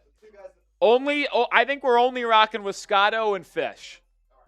I think Scotto, Fish, and then we're seeing it on the screen. Scotto did a great job. He was tipping picks once we got the 20s. So, Rockets are officially on the clock now. They're put there. Who do you guys think they are going to draft? Who do you think the Rockets draft? I think they should move up to get Meleek Thomas. There's rumors that they're going with a different guard, but I would say they go Meleek Thomas. That's what I think they should do. Got to go with the guard. I agree with it. Someone's asking, where's Braden Smith on my board? I have Braden Smith as the 51st player, so certainly someone that I expect to get drafted tonight. Personally, I think him going anywhere in the middle part of the second round to end the second round is where Braden Smith may line up. The reason why I have him a little bit lower than maybe you would want is because he's undersized. He's not athletic. He's a good playmaker. Reminds me a bit of Ryan Nembhard, who went undrafted a year ago out of Gonzaga and was phenomenal for the Dallas Mavericks. So maybe he can outperform expectations, but I'm a little wary of him. We'll see what happens. Wow. They had it right? It is official. The Rockets traded up to pick 31 to take the Ohio State point guard, Bruce Thornton. Interesting. And this one is a pick I do not love. I'll just simply say this right now. You don't have a comp. I had an undrafted free agent grade on him. I thought he should have been a UDFA. I do a player comp for every team. With Thornton, I simply didn't have one. Why didn't I have a comp on Bruce Thornton? Well, he's an undersized guard, 6 feet tall. He is incredibly unathletic. And here's a little fun stat for you guys. His size, being only 6 feet, lack of athleticism, had a sub 2% steal percentage and a sub 1% block percentage. When you look at guards that cannot dunk the basketball, have a less than a 1 block percentage, they don't make it in the NBA. Let me just name some other guards that fit this narrative, right? Shabazz Napier ended up stinking. Nope. Tyler Ennis, stinking. Stinks. Trey Jones, still in the league, but whatever. Xavier Thames, who is that? Samaj Kristen, who is that? Ty Washington, out of the league. Out of the league. Carson Edwards, out of the league. Tyler Eulis, out of the league. Marcus Page, out of the league. Like, these guys, like Rob Dillingham, Juwan Evans, and sure, there are some success stories. Like, you have Tyler Kolek, you have Monte Morris, you have Trey Young, but it's incredibly difficult for guards that are undersized, unathletic, and aren't there as a defensive playmaker to survive. I just can't get behind this pick for me because I get they needed a guard, but I just don't feel like he is going to be able to survive in the NBA. I mean, as a very, like, he has the build. It's just he's extremely undersized, and you named all of those players. Like, you named Ty Washington, you named a Tyler Eulis, you named a Carson Edwards. Those are all great scorers. They could get a bucket whenever they wanted, but they just could not survive in the NBA for just the pace of the NBA and just everybody kind of really bullying them. Yeah, I mean, maybe they must have had intel that someone between 31 and 38 was going to take Bruce Thornton. That's the only explanation I can have, that they wanted to move up and get him. But I think they could have stuck at 39 and picked him, but they didn't. And they must feel really good about it. I would be grading this one at an F. I know it's hard to do that for a second-round pick, but I just outlined all the reasons why I'm low on Bruce Thornton, and for you to move up to take him with the first pick in the second round, that's a wild move for me. Wild move. Pick is official. It's Bruce Thornton, the guard out of Ohio State. He's going to be putting on a Knicks hat, but he will be going to the Houston Rockets. Yeah. And we had it here first, guys. That's crazy. We had it here first before ESPN. We gave you a whole breakdown before they even had it on the actual broadcast, and that's why you subscribe to the channel, because we are quicker, and we probably have more in-depth analysis than they're doing on this terrible broadcast on ESPN, so that's why you subscribe to the channel. Go and hit that sub button right now. Rolly, I've done a lot of the draft content with you here. We have not said his name one time. Yeah, because I expected him to be like a mid to late second round pick, so there was never any reason to bring him up in first round discussions. He goes the first pick out of the first round. Now, I will add, like, I gave a lot of reasons why I didn't like Bruce Thornton, but if you're in here looking for some positive reasons, I have some things that I do like. He's one of the best scorers at all three levels. 98th percentile finishing at the rim. So yeah, he's a bit unathletic, but he's crafty. He can score. He shot 57% in the mid-range. That's 100th percentile. So he's a mid-range assassin. He had a 66.5% true shooting percentage. That's 99th percentile. Not as much as a playmaker. He's more of a scoring guard, but did have a 3-0 or 3.0 assist to turnover ratio. So there are things to like with this pick, but I just think the value is a bit rich, and I'm not sure he'll be able to survive in the NBA with the lack of defense, size, and athleticism. That was the first pick of tonight's draft, and it came from a trade as the New York Knicks sent the 31st pick to the Houston Rockets for Bruce Thornton. And this comes from Jake Fisher. He says that we're expecting a ton of trade activity through tonight's second round. Among that activity, being told that the Lakers are moving to trade up even higher into the second round after already trading for the 56th pick tonight. Yeah, we'll see what other moves can be made. We know the second round gets wild with teams being allowed to buy picks with money. You can obviously trade future picks. Like, there's always a lot of movement in the second round of the draft. So I would stay vigilant. I would stay locked in. I would stay subscribed, because we will do our best to react and have every single piece of trade detail announced here on the channel as the picks come in. This brings the Memphis Grizzlies up 32nd overall. The pick is already in, apparently. There was rumors earlier today that they were interested in the Tennessee guard Aaron Nkrumah. We'll see if that ultimately ends up being the pick. I'm hearing that it is not the pick, so no Aaron Nkrumah for Memphis. We'll see who they ultimately go with. Oh! I like this pick a lot. The complete opposite of what you had for the last one. So we go with from a bad pick to a good pick. We have the Memphis Grizzlies taking the BYU guard, a shooter, Richie Saunders. Why do I love this pick? Because he would have been a first-round pick. I'll guarantee that if he doesn't tear his ACL in February. 24. No, it's not even that. It's the fact that he tore his ACL in February. But here's the good news. The Memphis Grizzlies are not a team that is looking to make a run this year. So they can bring Richie back in February, ease him back into things, let him play the last 2.5 months of the year, and then have him up to speed for him entering his second season. He's an elite three-point shooter. He's also someone who moves off the ball really, really well. Good, solid defender, 3.1 steal percentage this past year. He has an incredible work ethic. I always heard this story, and it always resonated with me.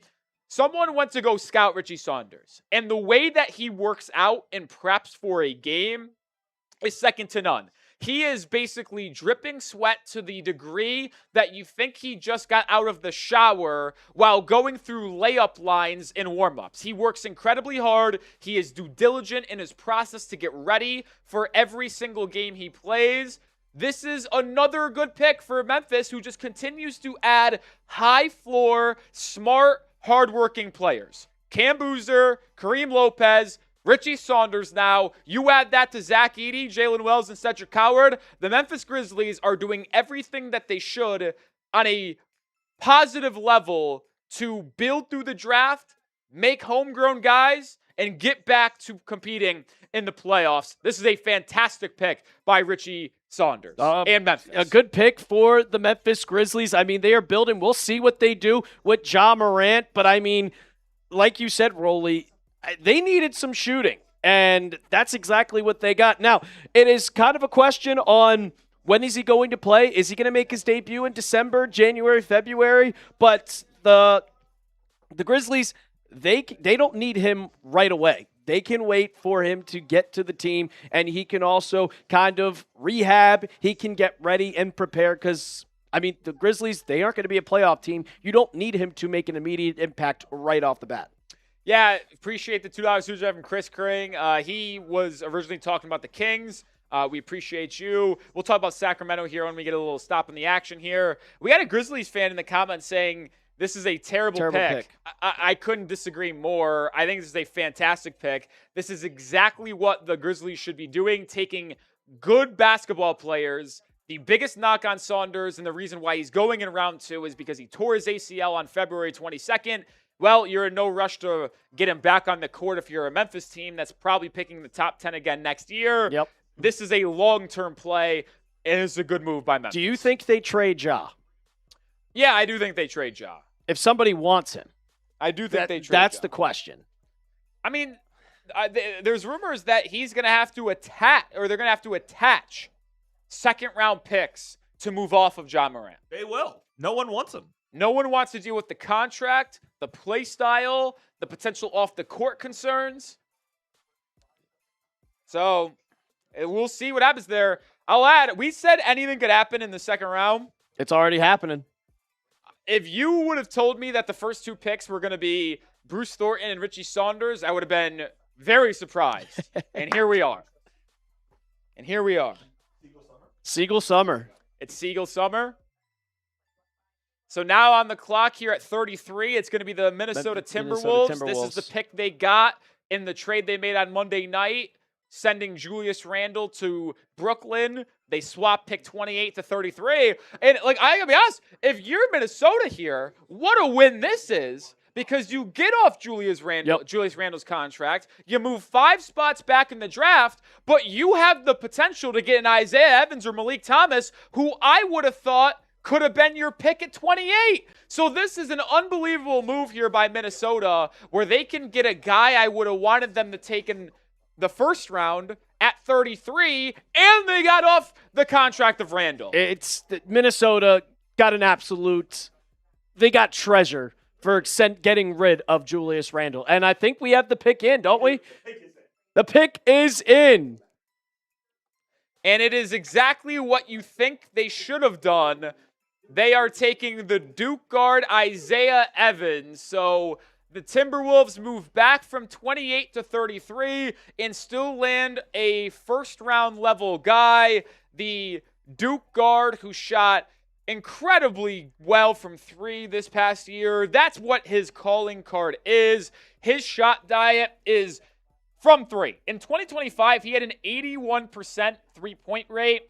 It only went down to 65% in 2026. Shot 38% from three over the last couple of years. He did improve, almost doubled his rim attempts per 100 possessions from 25 to 26, but also increased his efficiency. Shot 68.9% from the field at the rim. This is a guy that's going to be able to come off the bench, complement Anthony Edwards, be a shooter, be a spacer, maybe even a secondary ball handler. Bummer for me and my Miami Heat fans that had a pipe dream to land Isaiah Evans, but it's a fantastic pick here after moving back from 28 to 33 for the Minnesota Timberwolves. And they're getting just another guard. I mean, what they are doing is they're trying to get as many a better backcourt. You saw what they did in the trade last season, getting Ayu Dosunmu, and he is a slasher. He could shoot the basketball, and now you're adding Isaiah Evans to come off the bench for both of those guys for Dosunmu and company. Yeah, so the dream for my Heat fans is unfortunately dead. Unfortunately dead. Now the 34th pick belongs to Cleveland, which I think is likely going to be Henri Veesaar, if I had to predict that. For Cleveland? Yeah. I mean, are they getting rid of Jared Allen, you think? No, in Henri Veesaar, they just need a backup. They don't have a backup center. Because, I mean, did you see the report earlier that they would be willing to trade Jared Allen for LeBron? No, I think the Lakers would be willing to do that. I thought it was Cleveland. It was the Lakers would be willing to trade LeBron for Jared. I thought it was Cleveland There's would no be willing. world to where I would. I thought it was Cleveland Cleveland was willing to trade Jared Allen for LeBron. No, I was yeah, like, doesn't make any sense. And then I saw something that the Celtics would want to trade Jaylen Brown for Evan Mobley. For Evan Mobley. They wouldn't trade Evan Mobley for Giannis. You think they're trading for Jaylen Brown? No. Why would you not trade Evan Mobley for Giannis? Yeah, he just didn't want to. They believe in their young core. Man. After getting swept by the Knicks? Everything about the Knicks, Alfred. Every time. I don't know who's worse, Coop or Alper. It's pretty brutal. But it's true. Pretty brutal. Hit that thumbs up icon if you haven't already. We're at 283 likes, 17 away from Alper doing it being boozled. Oh, Let's get to 300 likes ASAP. My Heat fans, we just crossed 200 likes. Appreciate y'all. Hit that thumbs up icon. 16 more likes, ladies and gentlemen, and I'm taking down another bean, and hopefully it won't be nasty. Brian says Karl Anthony Towns shot worse in his college career. Do your homework. Cat was a dog at Kentucky. What do you mean? He did develop a shot. He's one of the best big man shooters ever. Yeah, 34th pick here. It's Cleveland. We've had to start the second round Bruce Thornton, Richie Saunders, and Isaiah Evans. So 3 straight guards off the board to start tonight's action. It's going to be an interesting night, man. It's going to be interesting. I see people talking about Baba Miller. I'm a big fan of Baba Miller. Have an early second-round grade on him. Honestly, I'm reminded of Muhammad Gay, the forward from the Atlanta Hawks, former Washington State guy. The way that he's got size, athleticism, can shoot it a bit, although still probably something that needs improvement there. The 34th pick seems to be in. And it is the Arkansas guard, Meleek Thomas. Oh, so they're not going with a big man. They're going with a guard. Yeah, so no surprises. The 2 best players that I would say consensus were available entering round 2 are off the board in the first 5 picks of the second round. Yeah. Like, Bruce Thornton was a stunner, but Richie, Meleek, and Isaiah were all expected to go high today. And they don't make it past the 4th pick. Thomas really volume score, averaged 15.6 points per game this year while shooting 43.5% from 3, or 43 from the field, 41.6% from 3. He has really good attention to detail about his offensive game. He's really good in the half court. Shot 50% coming off of screens, 42.6% out of timeouts and out of bounds plays. He is someone that can run a set. Now, the one thing he only cares about scoring. Is he going to be able to add another layer to his game defensively or as a ball handler? That's the swing here. Because is he just a scorer and shooter? Well, those guys can get played out of the league. But if you can add another layer to the game as a playmaker, maybe offer something defensively. Did average 1.5 steals per game, has solid hands. Maybe he can be someone that is that lead guard off the bench for Cleveland behind Donovan Mitchell and James Harden. I like what they're doing. I mean, you saw that they're most likely going to re-sign James Harden, and it's Donovan Mitchell's team. They need more depth for sure. And with Malik Thomas, it was kind of, I'd say, he was a little bit overshadowed with Brazile and also Acuff on the team. Like, those two guys, much better players, like great players, but if he could have been that number 2 option, maybe he could have gotten a little bit more recognition. Yeah. So Cavs, they move back from round 1 to round 2, and they go with Malik Thomas here. Do they have another second-round pick tonight? I don't think They do not. So as of now, one and done for Cleveland, Malik Thomas. I don't know what they got. Forget moving back from 29 to 34, but I thought Thomas would have been a good pick for them at 29. As we you've did had hit some moments tonight, Coop, that are all-time bad. I need you to lock in here. Okay, Mr. Kuwait. That has nothing to do with the actual broadcast and knowing what the fuck we're talking about.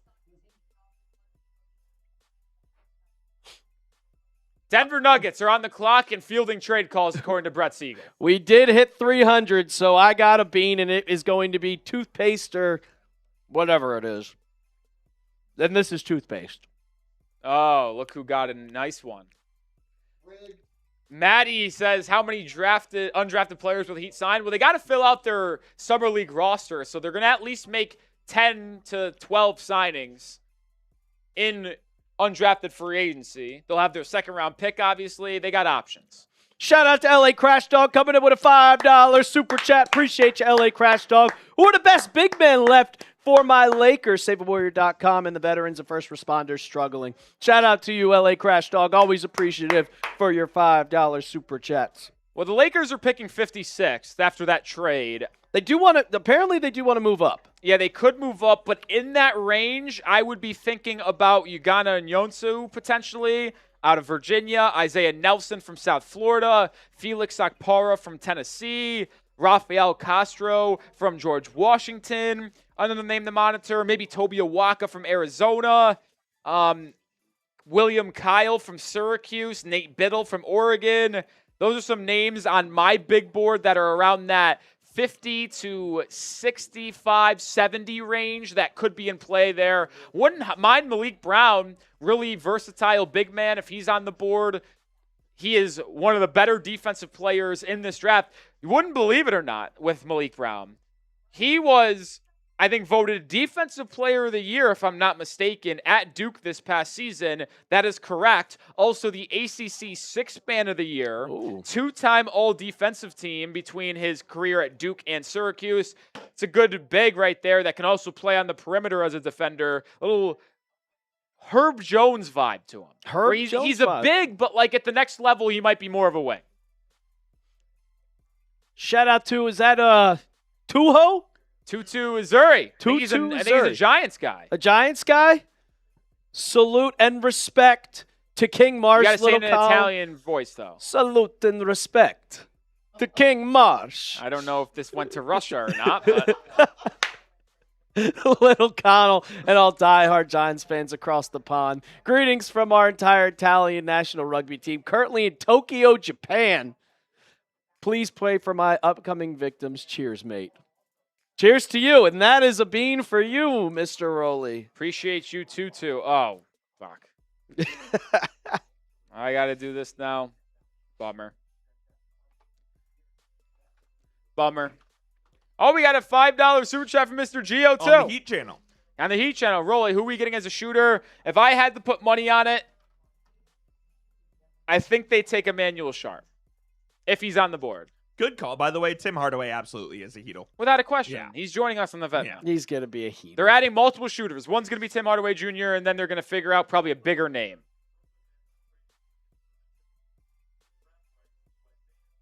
All right, the pick is in. Okay, so they announced the pick. So here's the pick. We're finding out live here for the Nuggets at 35.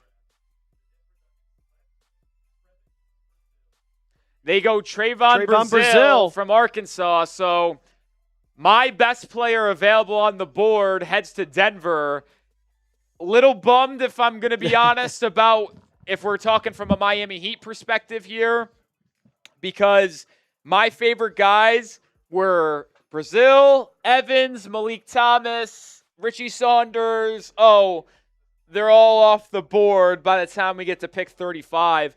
I had a first-round grade on Trevon Brazile. I'm really high on him for a lot of different reasons. 6'9 and a half, 7'3 3/4 wingspan, 41.5-inch max vertical, averaged 3.1 stocks per game this year at Arkansas, 5.2% block rate, 2.6 steal rate. This guy's a dog, man. Explosive finisher at the rim, shot 81% this year, 88% in 2025. Freak athlete, can shoot it 35% from three, good rim protector, and defensive playmaker in total. The Nuggets needed a backup big with the Jonas Valanciunas news of him going back to Europe. They get a high upside guy that can play with Jokic, can play behind Jokic. Big fan of Trevon Brazile. It's a really good pick, in my opinion, for Denver. I had him 23rd on my big board. The Nuggets get him here at 35.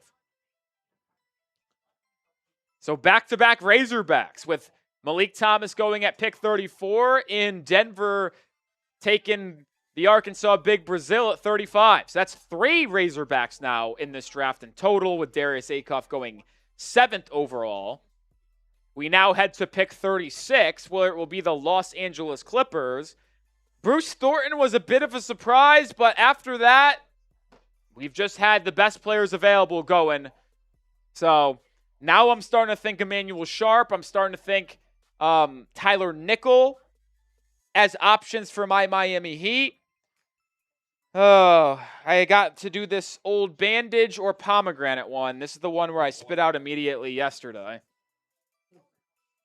The good news is that I know what it tastes like, so the surprise isn't there. The other good news is that means there's one less of them in the box. That's true. Might be the same box. Better chance.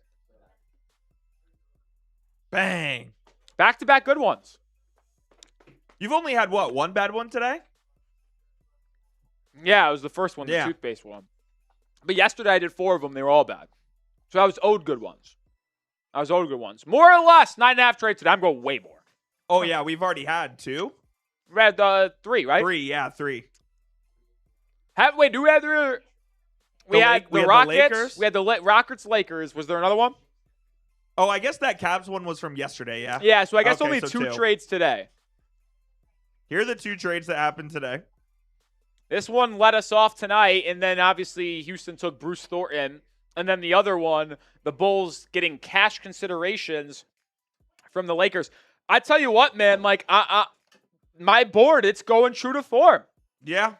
We got the pick in for 36, and this is, I think, one of, if not my top guy available.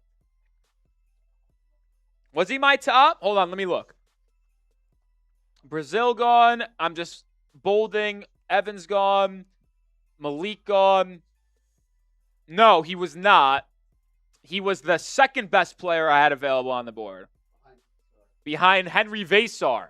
But the Cincinnati forward, Baba Miller, heads to Los Angeles at 36. Now, actually, we never showed the team card that we made, but I did draft fits for every team in the second round. The number 1 player I put for the Clippers was Baba Miller. This makes a ton of sense to me, with Kawhi Leonard's future very much up in the air.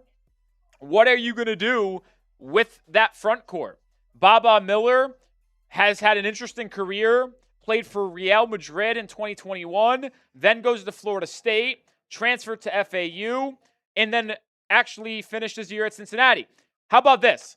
Baba Miller declared for the 2023 NBA draft. Ended up withdrawing because he didn't like what he was hearing, went back to FAU, and now we're here. Shot 71% at the rim, 27.7% defensive rebound percentage, really good rim protector. How about this? Opponents, when he's at the rim defending, 3.7% less than the average. And he didn't foul either a lot either. 2.9 fouls per 40 minutes. 23.3 assist rate, so he's a pretty solid connective passer. I compared him to Muhammad Gay, who comes off the bench for Atlanta. This is a really fun, high upside pick for the Clippers. People in the draft space and circle thought 2 years ago Miller could have went in the lottery. Now he goes here at 36. We know if the Mavs would have stuck and picked at 30, it sounds like they were going to take him at 30 as well. Really? Yeah. I like Bob Miller. Where did I have him overall on the big board? I had him at 34. So relatively good value for Los Angeles here at 36. The best player left on my board now, Henri Veesaar, the big out of North Carolina. Who do you think the OKC should get is a real steal? The Thunder are picking tonight at 37. Oh, we're on the clock. A steal pick for them. I think Aaron Nkrumah. The Tennessee State guard, would be a fun addition. I think that'd be a fun addition. What were the picks I missed, Rolly, while I was gone for 2 seconds? Baba Miller to the Clippers at 36. And I think that was it. Because 35 was Trevon Brazile. Okay. Yeah, and you saw that one. The Baba Miller, Yannick Oh, here's wow. Brett Siegel. Lakers are trying to trade up to get the 37th pick, who are currently on the clock.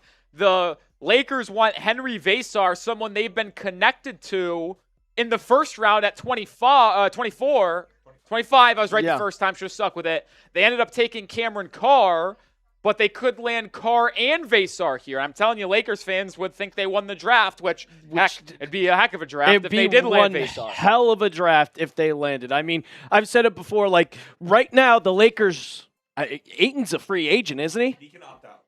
And $8 million. I think he opts in, though. Is he getting more than that? He's not He getting, thinks he is, and the word is he's leaning opt out. which is crazy to think, but if he opts out, he's not returning. And is Hayes a free agent also? He is a free agent. So they have no big men.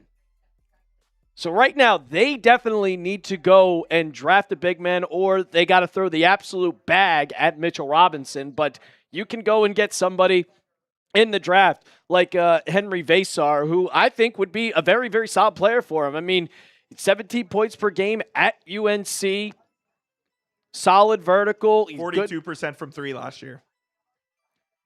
Do they really? They need a little bit of shooting, but I mean, just someone. They need someone who can work in the pick and roll with Luka. That's what they need.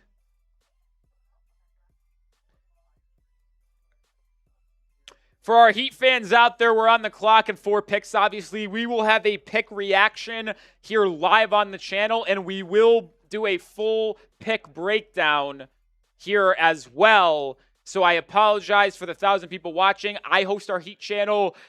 I have to do both. So we will take 8 to 10 minutes of the stream to break down the Heat's pick when we get there at 41, and then we will get back to recapping what we missed while we were doing that. Just wanted to give you guys a heads up there. And we still got 1,000 people, 1,100 people chilling with us on our Chat Sports channel. And, I mean, I know the season just ended, but it's a long playoffs, and a lot of you guys, especially these teams that are having, like, who are really paying attention to the draft, you haven't seen your team played in almost 2.5 months now. So if you're ready for the season to start already, go ahead and hit that thumbs up icon. Like the video. Show the entire world how much you're ready for the 2026 NBA season. And within, 2 weeks, Rolly, we're going to see these players in action?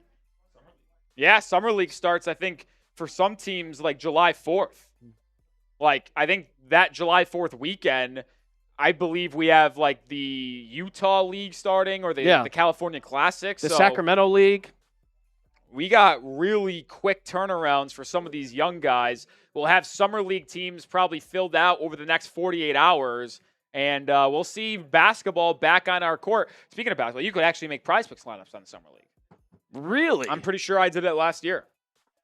I mean, I was making team picks back in the day, and I will never forget it was a Knicks-Pelicans game in 2019 where I had the Knicks, and I didn't win because of an earthquake. Are you talking about the real earthquake or the Zion Williamson earthquake? Both. It was a earthquake during a Zion Williamson game. Yeah, let's find out who the Thunder pick at 37. If it's Veesaar, it's probably being traded to LA. Well, no trade Ryan for the Conwell. Lakers. It's going to be the Louisville guard, the lefty, heading to OKC. Ryan Conwell, pretty good value here, I guess. Got him at 16th. 46th overall player on my board. Conwell, a just flat-out shooter. Don't let the 34.5% mark this year paint the picture. He was a 41% three-point shooter at Xavier in 2025 and shot 40% in 2024 at Indiana State. Just the usage rate went all the way up this year at Louisville, so the efficiency fell off just slightly. He is kind of that modern NBA bench guard. All of his shots are either at the rim or from three. That's what you get when you play for Pat Kelsey, excuse me. He doesn't shoot that well at the rim, only 59%. Oh, Rolly. What's up? They're trading it to the Heat. Oh, the Heat got Conwell. Yes. Oh, the Heat have Ryan Conwell. For pick 41. Oh, this is for the Heat. This is for the Heat. This is for the Heat. Bad producing. Bad for producing. Just kidding. No one told me. This is the Heat's pick. For my Heat guys, this is our guy. This is our guy. Ryan Conwell in Miami. It is for cash and the 41st pick, according to chill. Shams. So we didn't give up anything else. So we just moved up 4 spots using cash to get Ryan Conwell. Let's go! Look, I mean,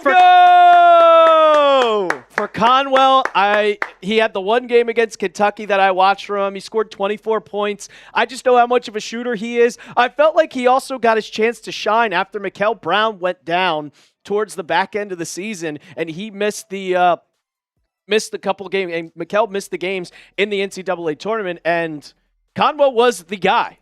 Conwell was the guy that Louisville relied on in those 2 tournament games.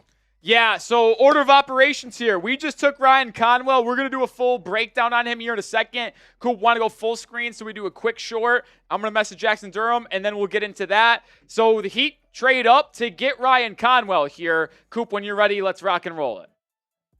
The Miami Heat move up from pick 41 to get Ryan Conwell. They send cash considerations. Miami had about $7.5 million to spend in the draft today. Resets here a week from now on July 6th. Conwell shot 35% from 3 last year, 6'2", physical, 40% three-point shooter the last 2 years at Xavier and Indiana State. Miami targeting shooting. They get a shooter in Ryan Conwell. Subscribe and follow for more full video coming here soon on the channel. Who is my player comp, though, for Ryan Conwell? Someone Miami's been linked to in free agency already, Tim Hardaway Jr. This makes all the sense in the world for me. Miami targeting shooting after adding Giannis Antetokounmpo. They get a sniper in Ryan Conwell. All right, I'll message Durham here in 1 second. Let me do that. Oh, where's the Slack? Just filmed Heat short, and then we're going to do a full breakdown on the channel. Who won 38? Brain Smith. All right, we're about to do it. Grade the Heat's pick for me down in the comments section. I see a B, A plus, C, B. Listen, I don't hate it. Like, I had other guys higher on the board. I would have actually been intrigued going with Henri Veesaar, if I'll be honest, because we did need a backup big. But Miami sends cash considerations to get this pick, and they lend Ryan Conwell, the 6'2 guard, who is a shooter. We're going to talk about this pick fully in depth here, so when you're ready, Coop, I think we need to get into this like ASAP so we can get back to the second round. So, Is that the only way we'll need?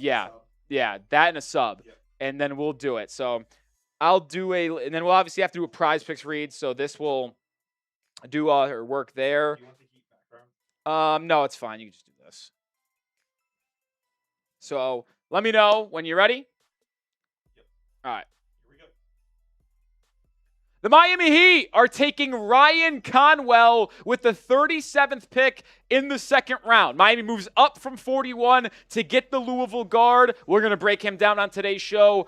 presented by Prize Picks. Let's start with the trade because I'm sure people are going to be wondering, what did Miami give up to get the lefty from Louisville? Well, they didn't give up anything. They just had cash. And the good news is Miami had about $7.4 million left over from this past league year to use tonight. So they still potentially could use some cash to buy another second-round pick tonight if they so choose to. So you move up 4 spots and don't give up any future assets. That's good management by Pat Riley, Andy Ellisberg, and Adam Simon. So let's talk about Ryan Conwell now. 22 years old, 6'2", 6'7" wingspan, so like that size there, plays physical, 215 pounds. So he's big, he's long, he's physical. Averaged 18 a game this year for the Cardinals. Now, the efficiency will tell you not good. Here's where I'll tell you should stay calm. Because in 2025 at Xavier, he shot 41% from 3 on 12.5 attempts per 100 possessions. In the Missouri Valley playing for Indiana State in 2024, he shot 40% on 11.5 three-pointers per 100 possessions. This is a flat-out shooter who had a dip in efficiency because his volume went astronomically high this year for Louisville with Michael Brown banged up. We know that Miami was targeting shooting after acquiring Giannis Antetokounmpo late Monday night.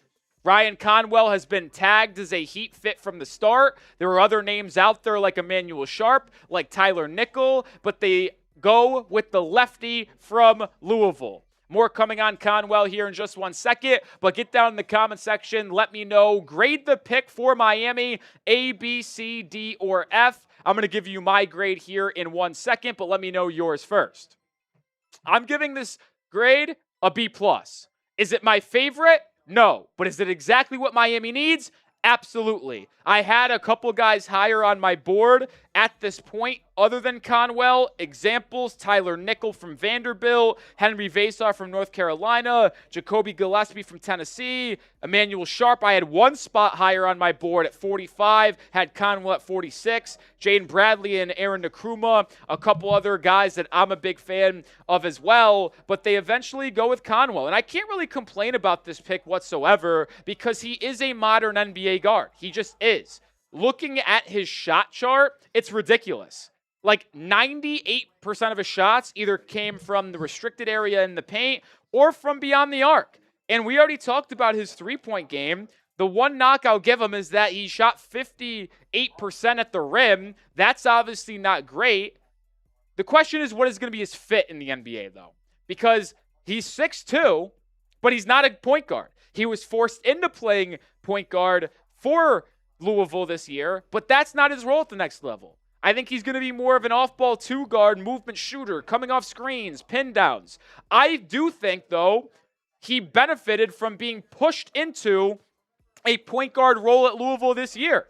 So he might have some capabilities of handling the rock or coming off of a curl or a screen, catching it, leveraging a shooter to putting it on the deck and getting to the rim or kicking it to an open teammate. What is the age-old adage in the NBA? Can he shoot, dribble, pass? Well, Ryan Conwell can shoot, dribble, pass. How was he defensively? That's a question mark, but I do like this pick for Miami. We'll talk more about it here in just a second, but make sure you join us on Prize Picks, the sponsor for today's show. Download the app and use code HMA to get $50 in lineups when you play your first $5 lineup. You can play the World Cup. You can play the W. You can play baseball. You can play golf. You could play even motorsports. That's something that people do. I don't know why.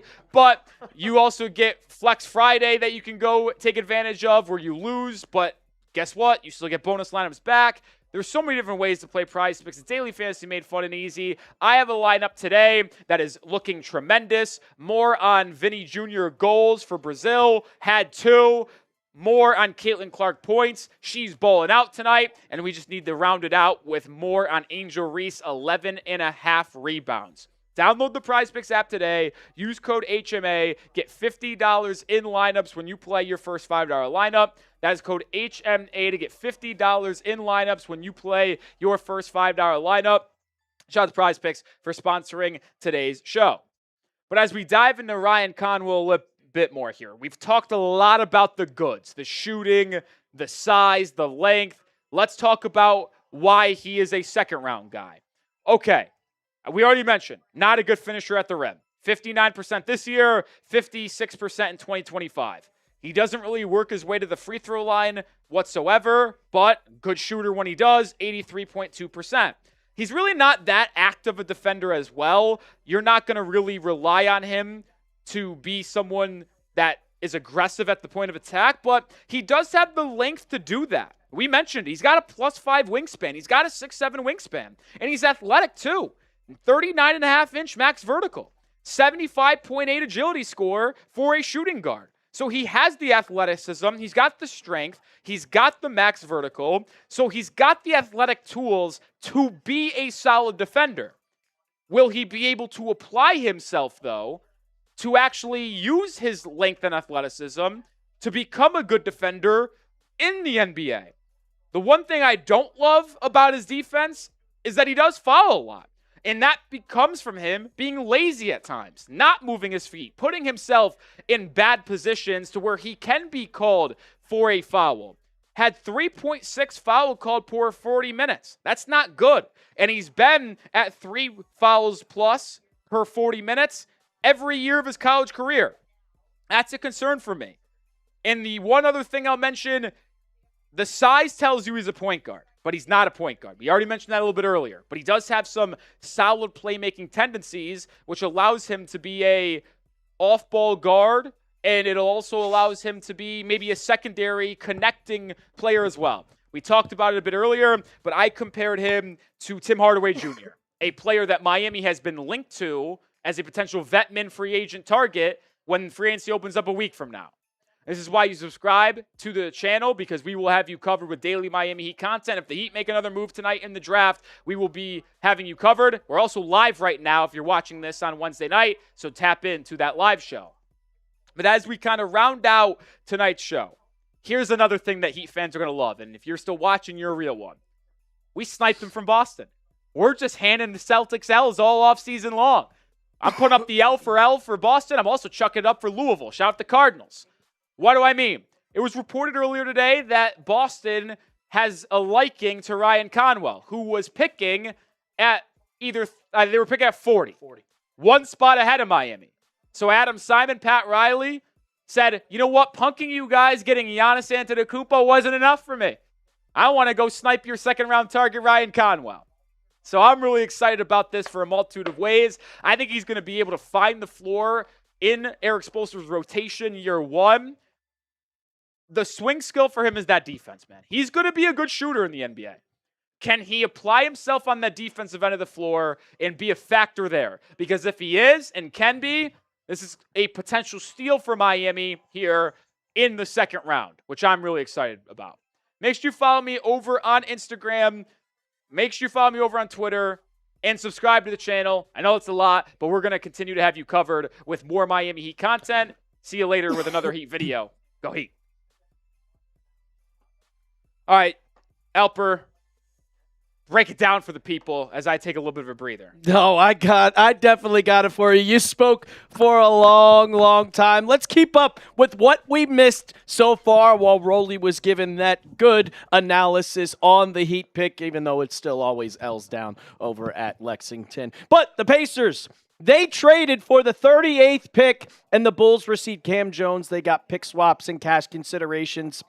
And then they ended up taking Braden Smith. So he will be going to the Indiana Pacers. And then next up, my New York Knicks were on the board, and they took the German, Jack Kyle? Kyle. I'm making sure I'm saying that right. And I'm enjoying this. They got somewhat of a decent shooter. That's what the Knicks needed. They needed someone who was going to replace Landry Shamet, and he only shot 30%, and we'll see. I kind of like the Knicks once again taking a foreign player, Rolly. Once again taking a foreign player, so it's a little interesting, but I'm excited for this pick. 12 points per game, almost 4 assists per game, 1 steal, a little bit of defense, 38% field goal shooting. 30% from three, but he's going to get better. He is only 20 years old and no ceilings. They gave a little breakdown. Kyle is a smooth two-guard who shows impressive flashes of self-creation as a pull-up shooter, slasher, and foul magnet, though he will need to improve his finishing around the basket in order to make an impact at the NBA level. And look, for me, they needed also someone who could take the ball up the court. When you looked at the NBA playoffs and watched this New York Knicks team, they needed someone who could dribble the basketball because after Jalen Brunson, they were pressuring him. He gives it up, could be a turnover automatically. They needed someone who could definitely keep and carry and distribute the ball and be that facilitator, that point guard. And they got that in Jack Kyle. Also, I think we got the 40th pick in, and the Celtics, they went and got Dillon Mitchell, the forward out of St. John's, a 6'6" forward, a senior, 22 years old. Not your biggest guy for scoring. I mean, only 8.3 points per game, 7 rebounds, 56% from the field. And you look at his scouting report, talented athlete with some nice playmaking ability to match. And I mean, for the Celtics, you have your forwards. We'll see what they do with Jaylen Brown, who I saw some reports earlier that they kind of are still looking and still kind of finding what they are going to do. And, OKC. I like that pick. We'll get to that in a second. But for Dillon Mitchell, defense. And for the Celtics, they needed defense because all they do is shoot threes. And for the 41st pick, who is this is going to OKC. I know there was a trade all over the place. They took my guy, Otega Oweh, out of Kentucky. Finally, I was waiting to see where he was going to go in the NBA draft. And look, Otega Oweh spending the last 2 years at Kentucky. He was at Oklahoma for a little bit, but this guy, he's not your best shooter. As you can see, only 33% from the field, but he can get a bucket whenever he wants. When you are looking at a true slashing point guard, that's what you're finding with Otega Oweh. He knows how to create a shot. The only thing that was kind of going in where you didn't know what to do was his three-point shot. I love this pick for the Oklahoma City Thunder. Going to be a backup, obviously, for SGA. And they're getting better. And they're definitely trying to load up and let's just say beat the San Antonio Spurs. So I'm glad that my guy Otega Oweh is getting drafted here. But if you guys just tuned in, the 37th pick, Ryan Conwell out of Louisville, went to the Miami Heat. Braden Smith went to, what are you saying, Sam? Yeah, look at the trade here. Isaiah Stewart just went to the Grizzlies. Oh, Isaiah Stewart just went to, oh my. Now, I will say, you could have just screamed it out. Yeah, I will say, we couldn't see it in the tweet deck either. I'm ready to get brought back in. I've handled everything I need. No, I mean, Shams Charania just tweeted out the Pistons are trading Isaiah Stewart to the Memphis Grizzlies for 3 future second-round picks. Are you surprised that Isaiah Stewart's value is only 3 second-rounders? Yes. I'm a little surprised by that. I thought he was like one of their best he was the first guy off the bench for Jalen Darryn, and Jalen Darryn went in foul trouble nonstop, and they kind of held it down while Isaiah Stewart was taking over that spot when Darryn would always come out. I will say this. They have been heavily in the mix to looking to add some more perimeter players that could be shooters alongside Cade Cunningham, secondary ball handlers, and maybe 3 future second-round picks that they get in this trade now gives them some more flexibility, not only financially in free agency, as that starts a week from now, but maybe they can go out there and add a guy. Now, I would assume, just created a trade exception, trading Isaiah Stewart's $15 million contract. Could they just go out and trade future second-round picks that they just got back to get Isaiah Joe from the Oklahoma City Thunder? And now they don't have to match salary because they just get Joe with future second-round picks and that trade exception? There's a lot of moving parts here. They've been linked to Norman Powell and Tyler Hero on the trade market and in free agency. Like, this is a move to me that is a precursor to the Pistons utilizing this newfound salary space and second-round pick haul to go out and add more in the backcourt. Yeah, I mean, I can't believe that Isaiah Stewart isn't worth one first-round pick. But you have started to see it's not the same NBA as we saw from 2 years ago or even 3-4 years ago when Rudy Gobert is going for 5 first-round picks. Mikal Bridges going for 5 first-round picks. I know you had the trade last year with Desmond Bane where he went for, 4? But it's starting to get back to the old type where some of these players like Isaiah Stewart aren't going to be worth those first-round picks. I mean, for even Julius Randle, what we saw just 2 days ago, they were trying to unload his salary, and they had to give up a first-round pick with Julius Randle to get rid of him. Yeah, I mean, I'm interested here because there's a lot of news coming out right now. I mean, there's a report from Brian Windhorst just that said the Grizzlies are going to be trading Ja Morant for certain this offseason, and they are going to have to either attach draft capital or bring in an even worse contract to get rid of Ja Morant. So not a ton of value there for Ja Morant. And now as we kind of circle back to the actual draft with all the trade updates, what we talked about with Miami, the most recent pick here, San Antonio, they are taking the Tennessee point guard, Jacoby Gillespie, who is a player I'm actually pretty fond of. You look at my big board, I think they got almost my value. I have him at 39, so actually a little better value here for Jacoby Gillespie. Reason why I like him, yeah, is he a little bit smaller? He is as active defensively as you will find. He is a pest. Opposing ball handlers, when they see Jacoby Gillespie lined up across from him, they are not happy, folks. But he could also add a lot of offense. Was the lead handler for Tennessee this year. Average 5 assists a game, can get to the rim. I think he's a solid three-point shooter and will be a better three-point shooter at the next level when he doesn't have a ton of usage rate, I should say. So when things calm down a little bit for Gillespie offensively, I think he could be more efficient.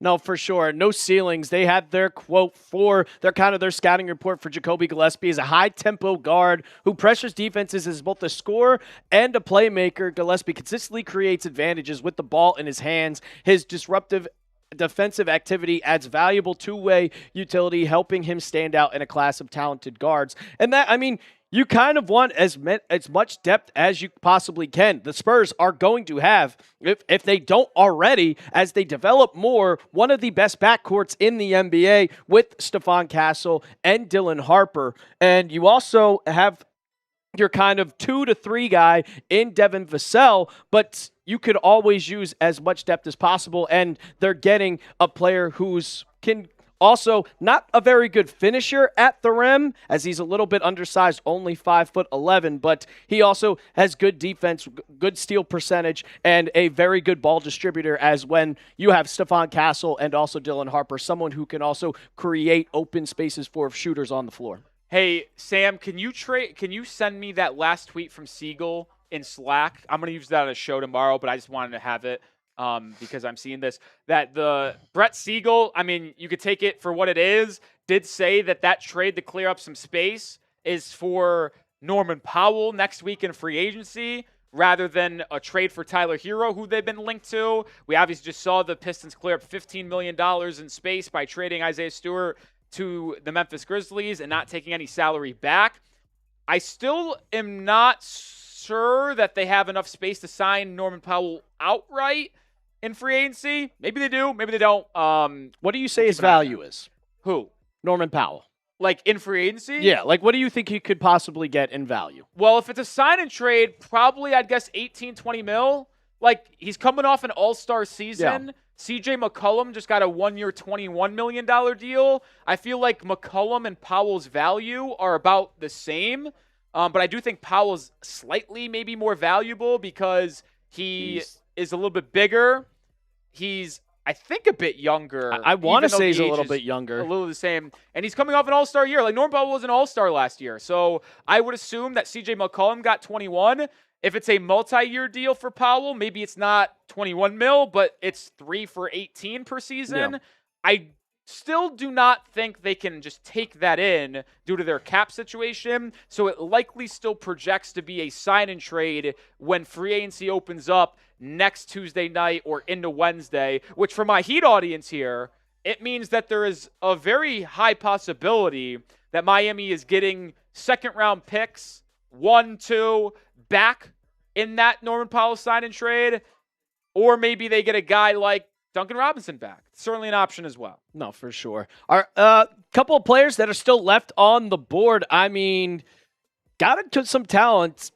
Are you surprised of anybody that's still left here? Yeah, the only one I would be shocked to like say is like actually there is Henri Veesaar. Yeah, the North Carolina big. I mean, I can't believe what we saw. I mean, the tweet from who was it, Siegel or even Fisher, whoever had it, that the Lakers were looking to move up and try to get him. As he keeps falling, don't you think that the Lakers would try to trade up and draft him? Yeah, I'm not even that big of a Veesaar guy, but his rim protection and upside as a floor spacing big, I thought would be a good enough to be an early second-round pick, especially when he had buzz of going 25th overall to the Lakers in the first round. Mm-hmm. That's not the case. And he's not going 43rd to the Brooklyn Nets. It's going to be the UCLA forward Tyler Bilodeau, who is really intriguing to me. 6'8", 7 foot and 3/4 wingspan. He was actually Washington Mr. Basketball coming out of high school before he went to Oregon State, ended up transferring to UCLA for 2 years. He did suffer a knee injury that cost him the Big Ten tournament, and he also was unable to test at the NBA Combine because of that knee injury. This is a really good shooter for his size. 46% from 3 this year on 8.9 attempts per 100. Shot 40% from 3 on 6.3 attempts per 100 in 2025. He has a silky smooth jumper, strong base, no wasted movements up top either. 1.37 points per possession in catch and shoot. That is 97th percentile. Woo. As good as he is, though, as a shooter and offensive player, is as bad as he is as a defender. He is not the most athletic guy. Didn't test, but just the film tells me not a lot of athleticism there. Gets beat off the dribble a ton. I had a UDFA grade on him, but I will say I gave him a UDFA priority two-way contract guy. So the Nets, instead of waiting to undrafted free agency, ultimately go and add him here. And this isn't to me saying he could still be on a two-way contract. Guys drafted in the second round aren't always given guaranteed contracts. Yeah. They can be given two-way deals. So Bilodeau, who I have as a two-way UDFA grade, could end up being picked here at 43, but still given a UDA or a two-way contract. No, I definitely agree with that. And for the Nets, they have a ton of forwards right now, so I could definitely see him being on a two-way, putting them in the G League because they have Randall. They have Michael Porter Jr. Do they really need some defense? But as the trade we had earlier with Memphis and Detroit, and Memphis is trading these same 3 second-round picks that the Grizzlies received from the Pistons last night. So if I'm doing this correctly, it was pick 21 and Isaiah Stewart for 17, right? That's simple. I think so, yeah. 21 and Stewart for 17. Nailed it. I got the brains, the beauty, and the brawn. Not everyone could do it like me, Alper. Not everyone could do it. They can't put the pieces together that quickly. Yeah. Look at producer Chip's face right now. This guy thinks he's Nostradamus. Look at this. I might be Rolly Nostradamus. Stradamus. I mean, we got this in a 3-team fashion. This was from last night, but like I said, if you just cut out the middleman, it's Isaiah Stewart and pick 21 for pick 17. Because they got back the 3 second-round picks. Yeah. Fascinating. Why did they just do that in the first place? Do you think they called up and said, hey, what are your thoughts on Isaiah Stewart? Yeah, we're interested. We'll take him on. Well, what do we want? Damn it, I want all of our picks back, and I want David Putney just because I feel like They it. watch draft day. Want all my picks back. all the picks My back. fan base hated the fact I sent those second-round picks. I need them back. And they probably won't even use those second-round picks. Very rarely do they actually, so. Oh, man. All right, so as we kind of recap what's everything going on, a lot of chaos between us breaking down the Heat pick in depthly, then these trades. Let's start from the top of the second round. The Rockets traded up from 39 to 31 to take the Ohio State guard Bruce Thornton. The Grizzlies took Richie Saunders at 32. Then Isaiah Evans, Meleek Thomas, Trevon Brazile, Baba Miller go 4 straight. 4 picks that I absolutely love. Great value there. Then the chaos ensued. Ryan Conmo to Miami. They traded cash considerations and pick 41 to get him at 37. Braden Smith is the most Indiana Pacers pick I've ever seen. They traded Cam Jones, the first rounder, or I think early second rounder from Marquette 2 years ago to get this pick. Is it bad that I already thought Braden Smith was a Pacer when I saw the notification on my phone? I was like, oh, so they're just trading a player they already had. And then I was like, oh, no. It's the Purdue guard. They're drafting him. Yeah. It just feels like And then we got Jack Kyle going to the Knicks. Shocker, the Knicks took another international guy, even though I do think that's a fascinating guy to take a flyer on in this spot. Dillon Mitchell to the Celtics at 40, and then Otega Oweh at 41. Woo. The Spurs just took Meleek Brown, the ACC Defensive Player of the Year and Sixth Man of the Year from Duke. That is a fantastic pick there. They just continue to create – they're just taking bigs that can defend. Like, I'm not going to lie. Like, I don't know how much Meleek Brown actually plays this year, but him and Wembanyama in the front court, that's like demon time. That's like demon time? It's demon time. They also got Jacoby Gillespie, and then the Nets sandwiched in Tyler Bilodeau here. Yeah, Meleek Brown's a great pick, though. Don't forget, they also drafted JQ in the first round as well. They drafted 3 bigs, including Meleek Brown right now, 6'8", senior out of Duke. And not your biggest guy as in a height sense, but he plays bigger than he is. Versatile defender with a massive wingspan and great awareness. Not afraid to do the dirty work on both ends of the floor now that he's going to be able to play with a guy like Victor Wembanyama. And when you have a limited offensive ceiling, both as a shooter, as a playmaker, it's kind of okay as long as you're good at defense because you can allow everybody else on the Spurs to do that work, including Stephon Castle, including Dylan Harper. I don't know if they're going to bring back Harrison Barnes. He didn't play at all in. Yeah, I doubt it. But they kind of need a veteran guy on their team. Unless do you need a veteran guy on your team at this point if you already made the NBA Finals? Like, what else do you need a vet? The culture, sure. The culture. Whatever. The culture. But, I mean, I like this pick. 2 years at Syracuse, 2 years at Duke. He was the ACC Defensive Player of the Year, the Sixth Man of the Year, 2-time All-Defensive Team. In 2026, he had 8.1 defensive BPM, which is the 100th percentile, number 1 in the NCAA, 5.3 steal percentage. And if you look at the quote from No Ceilings, it's a role player like Brown who knows his place and performs his duties every night, deserves an NBA look, even though he may be a bit undersized for the league. But I know that he is definitely going to work for the San Antonio Spurs. And, I mean, we said it last night, Rolly, just smart organizations do smart things. Smart teams do smart things. Like you mentioned it, like he doesn't have a ton of upside offensively or in general, but this is a player that can just be a Swiss Army knife defensive demon in your front court. And that is something that every team in the NBA can use. You don't need him to score with the talent that the Spurs already have. Yeah. So excited about that. Excited about that if you are the San Antonio Spurs. I'd be excited about that, man. As really would. The 45th pick was already in, too? 45th pick is in. 45th and 46th. Oh, wow. We're flying out. Just 45. So Fisher made a mistake. Fisher made a mistake. Fisher made a mistake. Shocker, Jake Fisher. It's fucking where, It's fucking where. So after getting off to a slow start here, we're now basically halfway through done. the second round.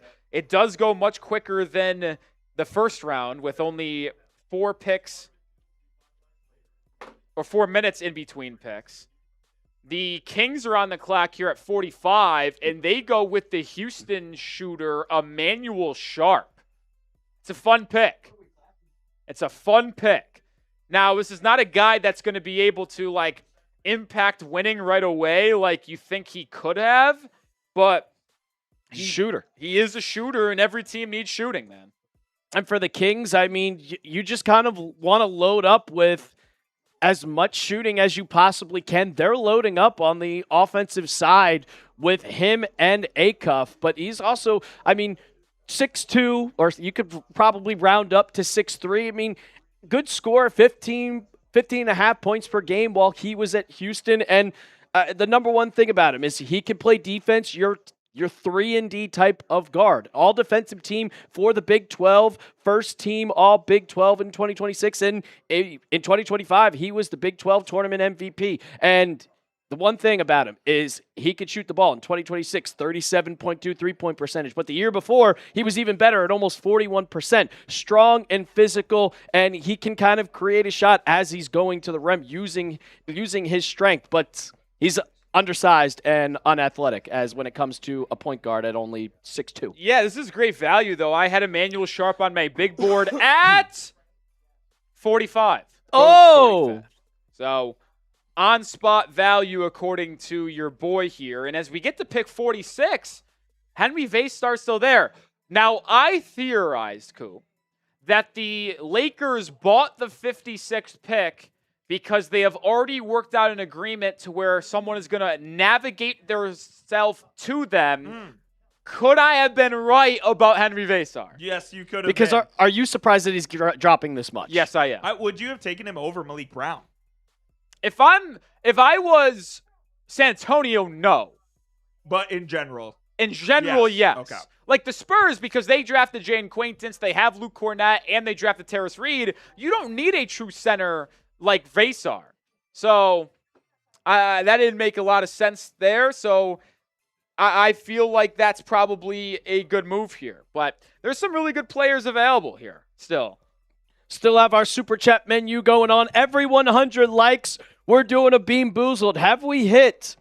We're 24 away from 400 with Rolly. You taking a bean. No, didn't I do the last one? It's over here. Oh, okay, fine. You missed it, by the way. It was while you went somewhere to the bathroom earlier. I got pomegranate. Thank goodness. Pomegranate. $5, we talk about your team. $10, we're also doing the Bean Boozled. And I'll make a deal like we did last night. Once we hit 100 total, I'll do a beer bong.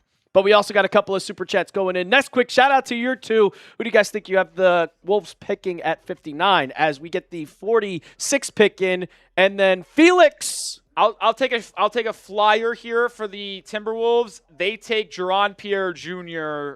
SMU guard / forward. That's my guess. That's a random guess. I do like this next Super Chat. It could be Toby Luwall, too, from Virginia Tech. I feel like they go for a wing in their second round pick. As we get the 46 pick, and it's Felix Okpara. Is that Felix Okpara, from Tennessee. I had him 56th on my big board. A big man going ahead of Henri Veesaar here, so that's a bit fascinating as we continue to see the North Carolina big man fall. By the way, Henri Veesaar could have returned to North Carolina this year and made legitimately $3 or $4 million. Now he's going to go back half of round 2. Is this bad agent work? Or is this Veesaar saying, I was done with college anyway, I don't care? There were no medical things, right? Not to my knowledge. So, interesting that Veesaar's still here. I had a second-round grade on him. But, man, it certainly stinks if you're him, knowing you left $3-4 million on the table in NIL to come out to the draft, and you're going mid to late second-round pick. He's got a plan. There's a plan. I just heard from one of our producers this pick that Orlando made at 46, Felix Okpara, actually heading to the Washington Wizards. Really? 22-year-old from Nigeria, 6'10", 7'2" wingspan, 2 years at Ohio State, then 2 years at Tennessee, was on the SEC All-Defensive Team this year. Really strong rim protector. That's his calling card. 7% block rate this year, 8.3 block rate in 2025, 96th percentile lane agility, so he can move really well laterally for his size. Built like a truck at 238 pounds. Sheesh. Doesn't bring you a lot offensively. Maybe he'll clean up some boards and putbacks and maybe be a rim threat, but not much other than that. He's more of like, hey, best case scenario, he ends up being a lob threat and rim protector off the bench here for Washington. To back up Alex Sarr and Anthony Davis. Back up both of them. I mean, whenever you have Trae Young on the floor, you can get an alley-oop any way, shape, or form. So I like what the Washington Wizards are doing as they're getting the trade for him. What was it for? Just was it picks or cash? Unclear at this moment. TBA, to be announced. To be announced. Patience, my friend. I have no patience. We got a lot of super chats. We got 2 on the Heat channel and then a couple on our Chat Sports channel. We already answered this one, Coop, a while ago. That was right as they were picking, and then they ultimately trading pick 37 for 41, and they got a Otega Oweh. My guy Lawnmower Balls, he's on the Heat channel, said Xavier Lee at pick 41 trust. Thank goodness that didn't happen. Xavier Lee is a bum. Maybe he can join the Heat Summer League squad. Anointed with a $2 super chat. Shout out You to already Anointed. know, Heat Nation. Shout out to Anointed. You're always hanging with us, showing some love. Jay Town said, why didn't the Heat draft Emanuel Sharp? My guess, I had them right next to each other on my big board, 45 and 46. I'm guessing Miami wanted to add a shooter that had some size and athleticism to him. That's what Conwell has that Emanuel Sharp doesn't. Sharp, a little bit of a smaller guy. He's listed at 6'2 with a 6'3 wingspan. Conwell, 6'2 with a 6'7 wingspan. Also, Sharp was a guy with a 33-inch vertical. Ryan Conwell is a 39-inch vertical. So Conwell, a little bit more bigger, a little bit more physical, a little bit more athletic. That is why they went with Ryan Conwell over Emanuel Sharp. Good analysis. Mr. Gio with the $5 super chat. You're going to have to say that one more second here, Sam, I answer this. What do I think the Heat are planning next? Maybe they get another second rounder. I'm going to assume they go into undrafted free agency and sign some UDFAs and then look to add more shooting and a backup big next week when free agency opens. Steal the draft, baby. No, you did not. Steal the draft, bro. No, you did not. Average 20. Bruce Thornton is out of the league in 3 years. No, dude. You just broke his heart, Rolly. Senior, average 20, great shooting splits. UDFA grade. Small, unathletic, can't defend. It Chugs is in the building right You know now. who else they said about that about? Michael Jordan? Michael Jordan. High school. He didn't make it high school team. Yeah, He didn't- he didn't play varsity. He didn't get Didn't it. play varsity his freshman year. You know who else didn't go to high school? Kobe Bryant. Okay. Grady. Who else were you actually going to say, though? We have another trade? Who were you going to actually say, though? I really want Oh, there's the full details. Yeah, For that's the crazy. 46th pick, the Magic received 2 second-round picks as it went away. It was pick 51 and 60 to move up to get 46. You know, it's always fascinating to me trades, right? Like, let's just use an example here. The Wizards just traded picks 51 and 60. So they moved up 5 spots, and they had to use the last pick in the draft. The Heat moved up 4 spots And just use cash. and just used cash. But by the way, you can't even compare apples to apples because it was getting pick 37 rather than pick 46. So why did it cost a second rounder to move up 5 spots later in the second round and only cash to move up 4 spots then? Odd. It doesn't make sense for me. Oh, but I hate this. the Knicks pick is in, and they are taking Tyler Nickel, the forward out of Vanderbilt, the 6'6 forward who is an absolute sniper. And that's exactly what the Knicks needed. Look, they drafted the German earlier today, couple picks ago, who can kind of facilitate the ball, dribble, take the ball up the court, handle the offense, and now they got the shooter. And Yeah. Tyler Nickel, I'm a little hurt by this. senior, 40% from 3. And, we talked about this earlier, Rolly, and you mentioned it, 2026, 13 and a half three-pointers per game, per 100 possessions, 40%. Then in 2025, 40.5%. Then in 2024, 40%. Because I'm rounded up. I don't care about that 0.1.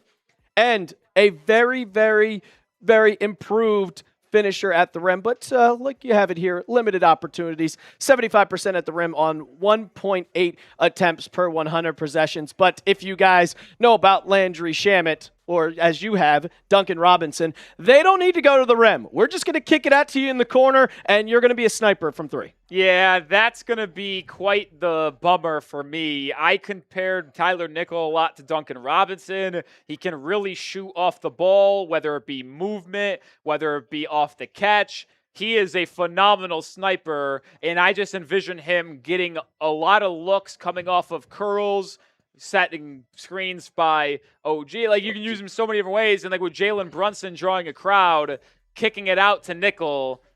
Like, this to me, it's crazy to suggest a second-round pick signals the, like, departure of Landry Shamet. But it feels like But if you want to get Nickel into the rotation early. How are you going to do that if you bring back guys like McBride, you bring back guys like Landry Shamet? I would like to see Tyler Nickel get some opportunities because I think he could really be impactful year one with that shooting, and I feel like that's going to be him getting a shot here with New York. Oh, no, 100%. And as we talked about it from Brett Siegel. Yeah, I'm sharp. Veesaar's agency is guiding him to a certain team, and teams clear before the them are Lakers. willing to pass on him. Is this the Los Angeles Lakers? It's clearly the Lakers. It's clear as Lakers day. buy pick 56 out of the blue, and then Veesaar has a random fall. Like, that's crazy.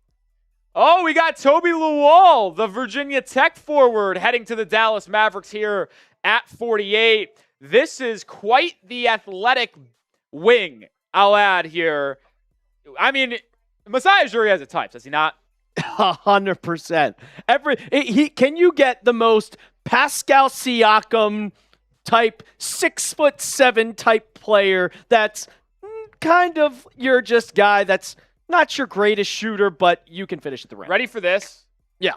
45.5 Holy inch shit. vertical. 45.5. You want to know even the more ridiculous part of it? His standing vertical, which means just standing 2 feet, thrust and jump, 40 inches.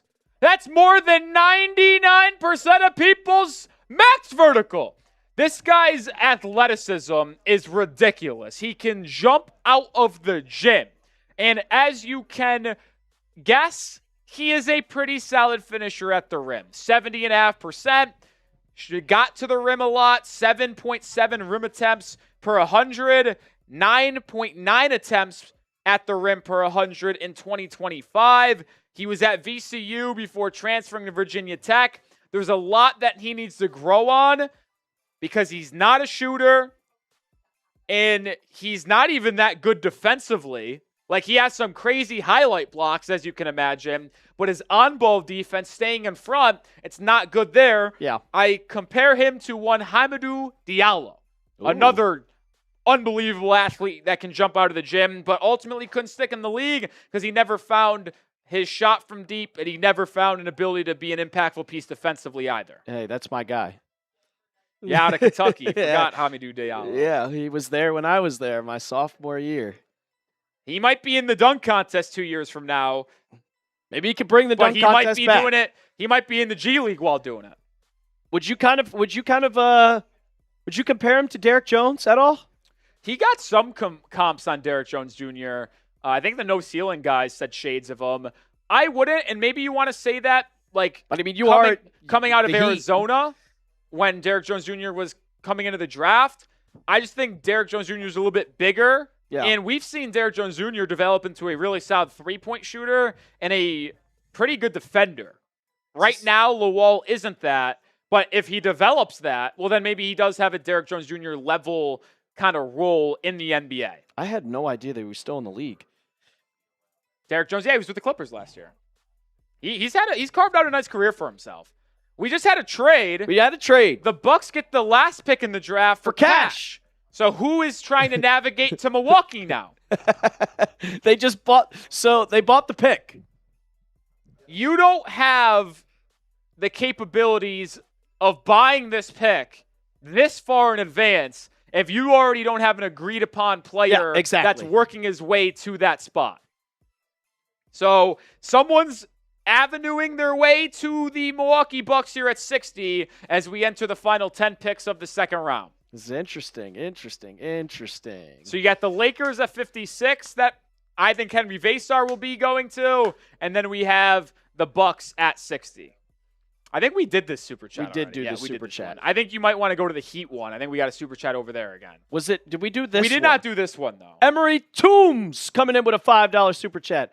I would not mind getting LeBall at 56, even at 6'8". I can't think of another big to put on the payroll. Would prefer a 6'10", and not crazy about Veesaar. Well, Luwal obviously just went 48 gone. to the Mavs, and it does feel like it is going to be Henri Veesaar. To me, in my opinion, I think that ultimately is the pick for the Lakers at 56 because, no, it's the $10 one from Juggalotus. Shout out to Anointed. My guy Juggalotus Worth the gamble for a chance to see Rolly get the worst flavor. Fucker. Well, we're at 400, so we're both taking one. You choose first. Juggalotus knows it's all love. He's been supporting me all the way back in the days as Bears Now producer. We need one like. And he helps us out over on the Heat Report, too. So I feel okay calling him a little fucker. The traitor. Him and I have a good relationship. The traitor is going to the Denver Nuggets at pick 49. Which one is this? Oh, I got pomegranate and an old bandage again. Great. Old bandage and nasty, bro. And you mentioned him earlier, Rolly, as a guy you didn't think was going to get drafted, but he is getting drafted. Bryce Hopkins, the journeyman forward. I can't do it, bro. It's the grossest thing I fucking ever tasted.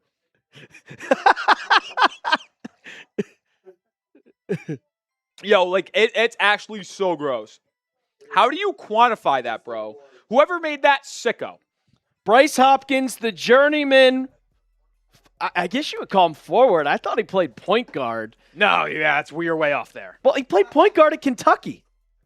See, that's why I think you might be thinking of a different guy. He played at Kentucky. This guy is not a point guard. He played point guard at Kentucky. He played point guard. Look it up. This guy played the 4 at Providence. Well, maybe that's why Calipari got rid of him. Yeah, get this guy off my screen. No, Hopkins, he is someone that does offer some NBA upside.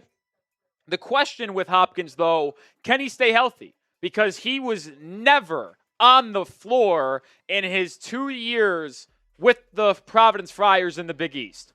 He needs to improve his three-point shooting. That's a swing skill for him in the NBA, but he's got some solid defense. He could guard 2 through 4. He can be a guy that off the dribble can attack the paint. But Hopkins kind of like could give me some Aaron Gordon vibes, but not to that level. Yeah, interesting pick here for Denver. Interesting pick. As well, it says he was a forward at Kentucky. Nasty. I still am fucking fighting that. He played in 28 games for the Cats in 2021-22, which is one of the worst basketball teams that I have ever seen from Kentucky. Averaged 2.1 points per game. It always comes back to you, Elper. It always comes back to me. Yeah, I just think he's full of shit here. Adrian is asking some UDFA guys for the Heat. I would keep an eye on Jaden Bradley if he makes it there. Aaron Nkrumah if he makes it there. Seth Trimble from North Carolina.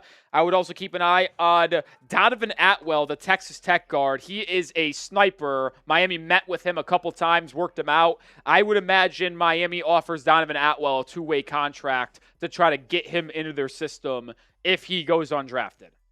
Did you shit yourself, dude? Someone shit themselves. It Not smells me. awful in here. It ain't that, brother. It ain't me. Oh, that's good. What is that? I think that's banana. Good? You're nasty, dog. You definitely just shit yourself. I did not shit myself. You know me. I'm willing to admit when I do things wrong. Oh, man. That's All right. not me. You run through this real quick if you can. I got to send out a tweet. All right, so as we did last night, if you guys don't remember, we have you guys spam your favorite team, and then we're going to talk about it. So everybody go down in the comments. We got 1,000 people watching on our chat sports, and I can smell that now, Rolly. Right? I don't know what Awful. the fuck that is. I don't know what that is. But everybody spam down in the comments section your favorite team. We're going to count down, and then we're going to talk about whoever spams the most and what we see. Tropical Storm says Veesaar's falling hard. He's going to the Lakers. He's going to the Lakers. I would guess he probably is, too. All right. 5, 4, 3, 2, 1. Boom. All right, so I saw Ashlyn say Magic. So we'll talk about the Magic. They've made a couple trades. Have they? Who did they pick? They actually didn't pick anyone yet. They haven't made a pick yet, have they?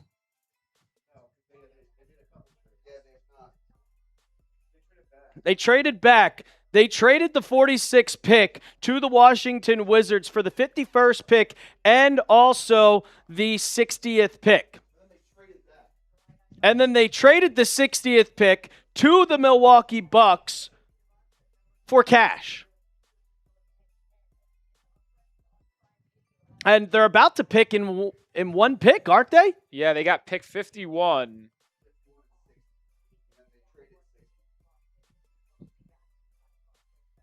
As the Raptors are selecting Jaden Bradley. Fuck, I have to take him out of my tweet.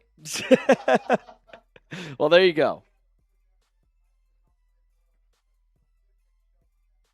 There you go. Let's talk about Jaden Bradley. We'll get back to the Magic in just a second. So Jaden Bradley, the guard from Rolly's hometown. Yeah, from Rochester, New York, baby. 5'8".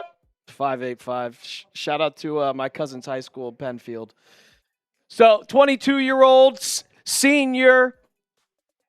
Bradley, I mean, solid player, Big 12 player of the year in 2026, also first team all Big 12, and a great defender. He was the Big 12 tournament MVP in 2026. Just, I mean, absolute physical type player, plays aggressively, does not back down from a fight. Sometimes you could say that he's a little bit too aggressive. He's also a solid shooter with great touch around the rim, good handle and footwork to create shots and thrive in the pick and roll. And Rolly, you had him as the 22nd best guard and 43rd overall. So kind of getting a little bit of value here as 43rd overall going at pick 50. Yeah, I like this pick a lot. He's a little bit older, 22.7 years old, playing for the closest team to his hometown. Toronto is closest to Rochester, New York out of any NBA team out there. He is a competitive, physical, aggressive point guard that is really solid defensively. Big 12 all-defensive team this year, was on the SEC all-freshman team when he went to Alabama initially, ended up becoming the Big 12 player of the year this season as well. Gets to the rim, shoots well in the mid-range, 45%, improved his three-point shooting from 32.1 to 39.4 from 25 to 26. He is going to be an aggressive point of attack defender that can add some shooting off the ball as well. I compare him to Colin Gillespie, who just got a 4-year, $48 million deal with the Phoenix Suns before free agency opens up next week. I'm a big fan of Jaden Bradley here for the Raptors at 50. I like it. The Raptors getting a guard as they look to add a little bit to Emanuel quickly because they already have Brandon Ingram and RJ Barrett. We're going to get to more coverage in just a bit, ladies and gentlemen, but I think this is a perfect time to tell you about our sponsor of today's show, and that is Prize Picks. It is the best place to win cash while watching sports, and basketball may be over, but we're still making Prize Picks lineups every single day. I'm doing it. Rolly's doing it. Producer Chip is doing it, even though I don't think Producer Chip is winning that much. Also, we got Sam over here making some lineups. We know, and me, I'm the motorsports guy. Sam is the soccer guy, and you guys can make lineups all the time. And we are also, you can share your lineups, and you can follow me on the app at The Real Alper. I don't know how this is possible. She had 16 points at the half. With 2 minutes to go, oh no, she's still at 19 points. Oh no! Clayton Clark has scored 3 points in the entire second half. We need to get to 22. All it takes is 1-3. They're down by 3 right now. How much time? Minute and a half. How is this possible? Oh, no! At 16 points at the half, she's only got 19. Unbelievable. This would be devastating. You also need, if Caitlin Clark can get one more 3, then you go into the last one, and that is Angel Reese, the more on her rebounds. So you guys can make a lineup just like that. All you got to do is just pick more or less on a few player stats, lock in your lineup, and when you download the Prize Picks app today and use code HMA, you get $50 in lineups when you play your first $5 lineup. The link is in the live chat for you guys. That is code HMA for $50 in lineups after you play your first $5 lineup. Prize Picks, it's good to be right. All right, the 51st pick. The Orlando Magic finally taking a pick, and they're taking the big Isaiah Nelson out of South Florida. Yeah, it's the fun one here. 6'8" 1/4", 7'2.5" wingspan. Solid athlete, man. 38.5-inch max vertical, 89.1 agility score. Was playing in the Sun Belt at Arkansas State. follows head coach Brian Hodgson to Arkansas, or to South Florida, where he becomes the American Conference Player of the Year, had a 5.9% block rate and a 3.3 steal rate. A lot of defensive upside here. He's a little bit of an undersized big, but he's athletic. He plays hard. He's a tenacious rebounder. Had a 14.4% offense rebound rate. It's going to be hard to see him succeed a lot offensively at the next level because in college he finished a lot of his shots at the rim due to his athleticism and physicality. Can he do that at the next level? I get a lot of Kenneth Faried vibes from him. So he's a bully. Because, yeah, he's physical, he's a bully, he's athletic, he's a high flyer, and he's an undersized big. Can he add more layers to his game offensively, though? Maybe off the bounce, because Faried was able to do that a bit, which made him effective in Denver when he had that 3-year little stretch. Nelson's an interesting one. Little flyer here for Orlando. I like it. I like it a lot. I actually think where did I have my big board? This is the 51st pick for him. I had him at 55. So around the kind of range that I would have expected. I mean, you kind of get him paired to with, because right now, I mean, he's a little bit of smaller center or smaller big man, but right now they're only going with Batadze. I mean, you have Mo Wagner, but like Wendell Carter's still there, right? Oh yeah, I forgot about Wendell Carter. Yeah. She got hurt? Oh, when did she get hurt? First half or second half? Well, it's second half because she added points, right? She had 16 at the half, or did she finish at 19 at the half? That's a bang job, man. Yo, can we get a reboot there? I know they say first Prize half, Picks, help us out. Come on, Prize Picks. Give me a reboot on that. I was going to say, there's no way she only scores 3 points in the second half. Unbelievable, man. Unbelievable. Clippers on the clock here at 52. We got 8 picks left. This thing really ramped up quickly. Really surprising. We're already almost done with the picks. Yeah, I mean, we're going to be done, I think, by 9:30 here, maybe. It's just a wild one if you're asking me. I don't know what it was last year. I didn't think it was this early. Either way, though, we got some interesting players still available. We got Henri Veesaar. We got Nick Martinelli. We got Rafael Castro, Ugana Nyotsu, Toby Awaka. We got 8 picks to go. Clippers have been active in this draft. They took Keaton Wagler at pick number 5. Who did they add? Oh, Baba Miller, early second round. So I like what the Clippers have done today. Not the biggest fan of Wagler. Thought there were better options on the board. But I do love what they did with Baba Miller at 50 or 435 or 34, whatever it was. So let's see what they do here at 52. We'll see what they do at 52. The Knicks pick right after him, and I will be honestly shocked if we keep that pick because they've already made 2 picks, and I don't think they want to make another one. I don't think the Knicks, knowing as they're trying to stay as well in the cash as possible and keeping their players at a minimum, keeping this pick. Yeah, we'll see. Hit that thumbs up icon, though, if you haven't already here. Let's get to 500 likes on Chat Sports Stream. We're at 411. At the Heat Report, we're at 348. Let's get to 400. Let's get to 400, ladies and gentlemen. You must be a sicko if you're still hanging out with us. And we got a trade. The Clippers are trading pick 52 to 57, and it's Veesaar. Oh, Lakers. My God. Lakers. You're dead. Get sniped. Get sniped. Get sniped. Get sniped. Get sniped. I swear I actually don't hate the Lakers or dislike them even. I just don't like the idea of cheating. And I felt like they might have been cheating by getting Veesaar to like somehow say no to being drafted to teams so they can get him at 56. So instead, the Hawks trade up to pick 52 and land the North Carolina big man. So now the Hawks have added in this draft Kingston Flemings, Zubi Ejiofor, and Henri Veesaar. 3 guys that people thought could go in the first round. You get him here at 52. I think the Hawks are one of the best drafts in this 2026 class so far. The Hawks are doing some smart moves.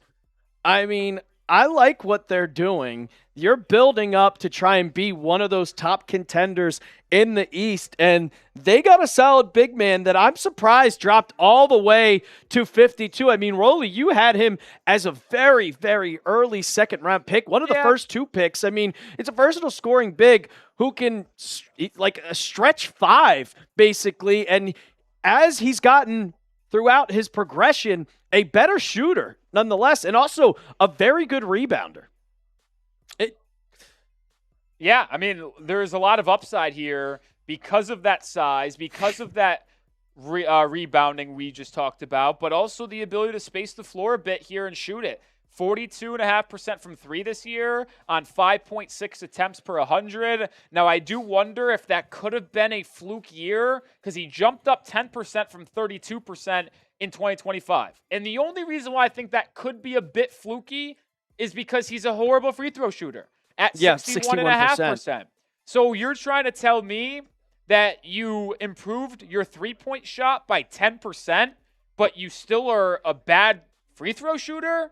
That is a bit odd to me. I don't think he's the best defender and certainly has to add weight to his frame, but the spacing upside and rebounding at his size is something that every team should be excited to add, which is why I'm shocked that he fell here to the Hawks at 52, who traded up to go get him. And it is reported by Brett Siegel that Veesaar's agent was guiding him to the Hawks, who had been working to trade up and add him in front of teams like the Knicks and Lakers. Siegel says that Veesaar did not want to go to the Los Angeles Lakers. And Jake Fisher said that Atlanta traded the 57 in cash to the Clippers so they could leapfrog the Lakers. Yeah, so clearly the Lakers did target Veesaar with that 56th pick. Henri Veesaar didn't want to go there, and the Hawks make those dreams true by getting in front. I wonder why he didn't want to go there. Is it because they feel like maybe the Lakers are going to add a high-level big at some point this year, or they just don't like the fit with Luka?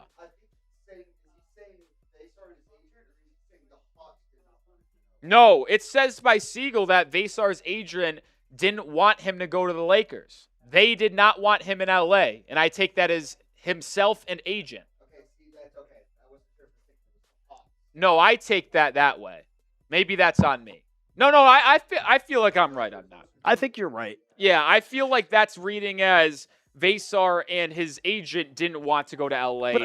Because why would the Hawks care about Veesaar going to LA? But right? Like why would they care about that? But I mean, like but wouldn't you want to go to the Lakers? If you're a big man, you're going to get minutes because they have nobody. Yeah, I am a little surprised at that. I am a little shocked that the Lakers, I'm not shocked the Lakers wanted him. I am shocked that it ultimately wasn't to get, or the Veesaar camp didn't want to go to Los Angeles. Like at this point, they're going to have to re-sign Ayton or re-sign Jackson Hayes unless they throw the bag at Mitchell Robinson. Yeah. It's interesting there for sure. Interesting there. So we're getting close here. I'm trying to keep track of my top players available. I think the only player that I had outside of my top 60 that has been drafted so far is Bryce Hopkins. So I'm shooting pretty close to my top 60 being taken. And add another one to the count as Ugana and Yensu, the Virginia center, heading to the Knicks at 53. I'm not going to call him a Mitchell Robinson replacement because you can't count on that this late in the process. But Yensu had a lot of fans around the NBA. This is a player that had one of the best rim protecting season in the entire college scene. Onyensu had a ridiculous 17.4% block rate. 17% is a drop coverage big, so he can protect the rim. He had a 15 block percentage or better in 3 of his 4 years in college. Started at Kentucky, went to Kansas State, and then Virginia. 6'11" with a 7'4"3/4 wingspan. Non-athletic guy, averaged 2.9 blocks per game in limited minutes.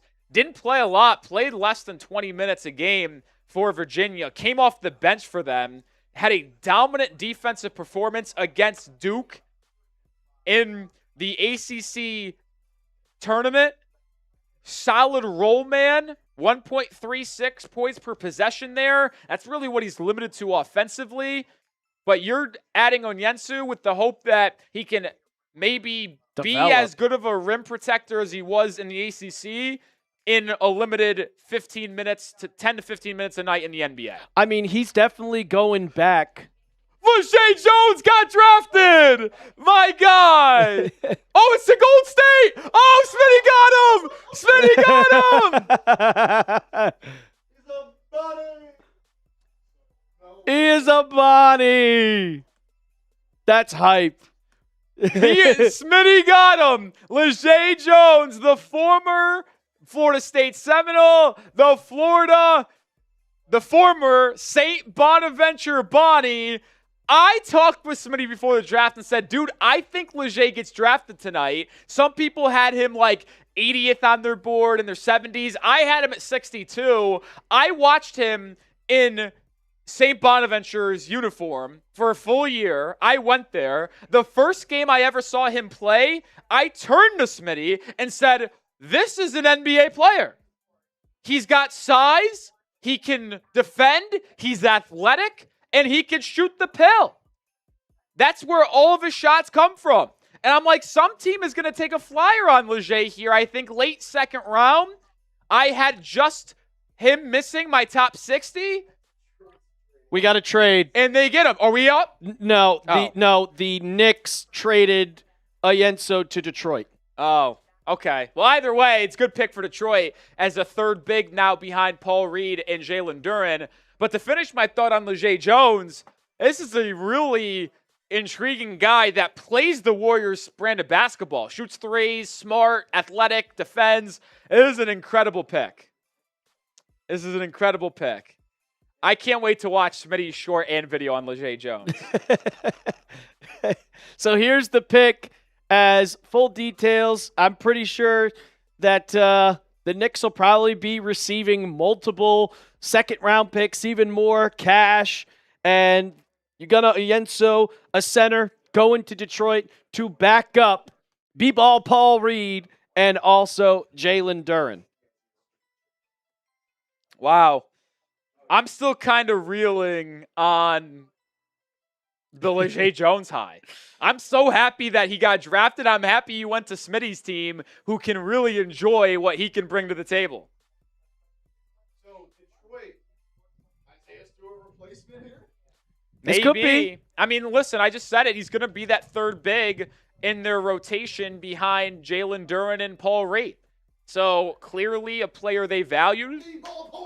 And it's just for cash. Is there a team that trades their picks more than the New York Knicks? I told you. I do not think that is the case. I told you. I said I'd be highly shocked if we kept this 53rd pick. Dude, I'm so fired up for Lachey, man. Look at the screen. They messed it all up. Oh, my God. What's going on? They call him a guard. ESPN doesn't know ball. Oh, so I called Bryce Hopkins a guard. That's bad.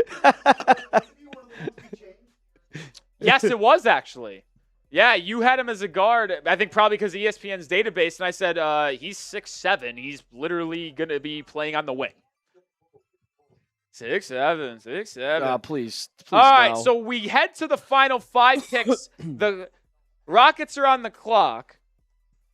There's only been 2 players so far drafted tonight that weren't in my top 60.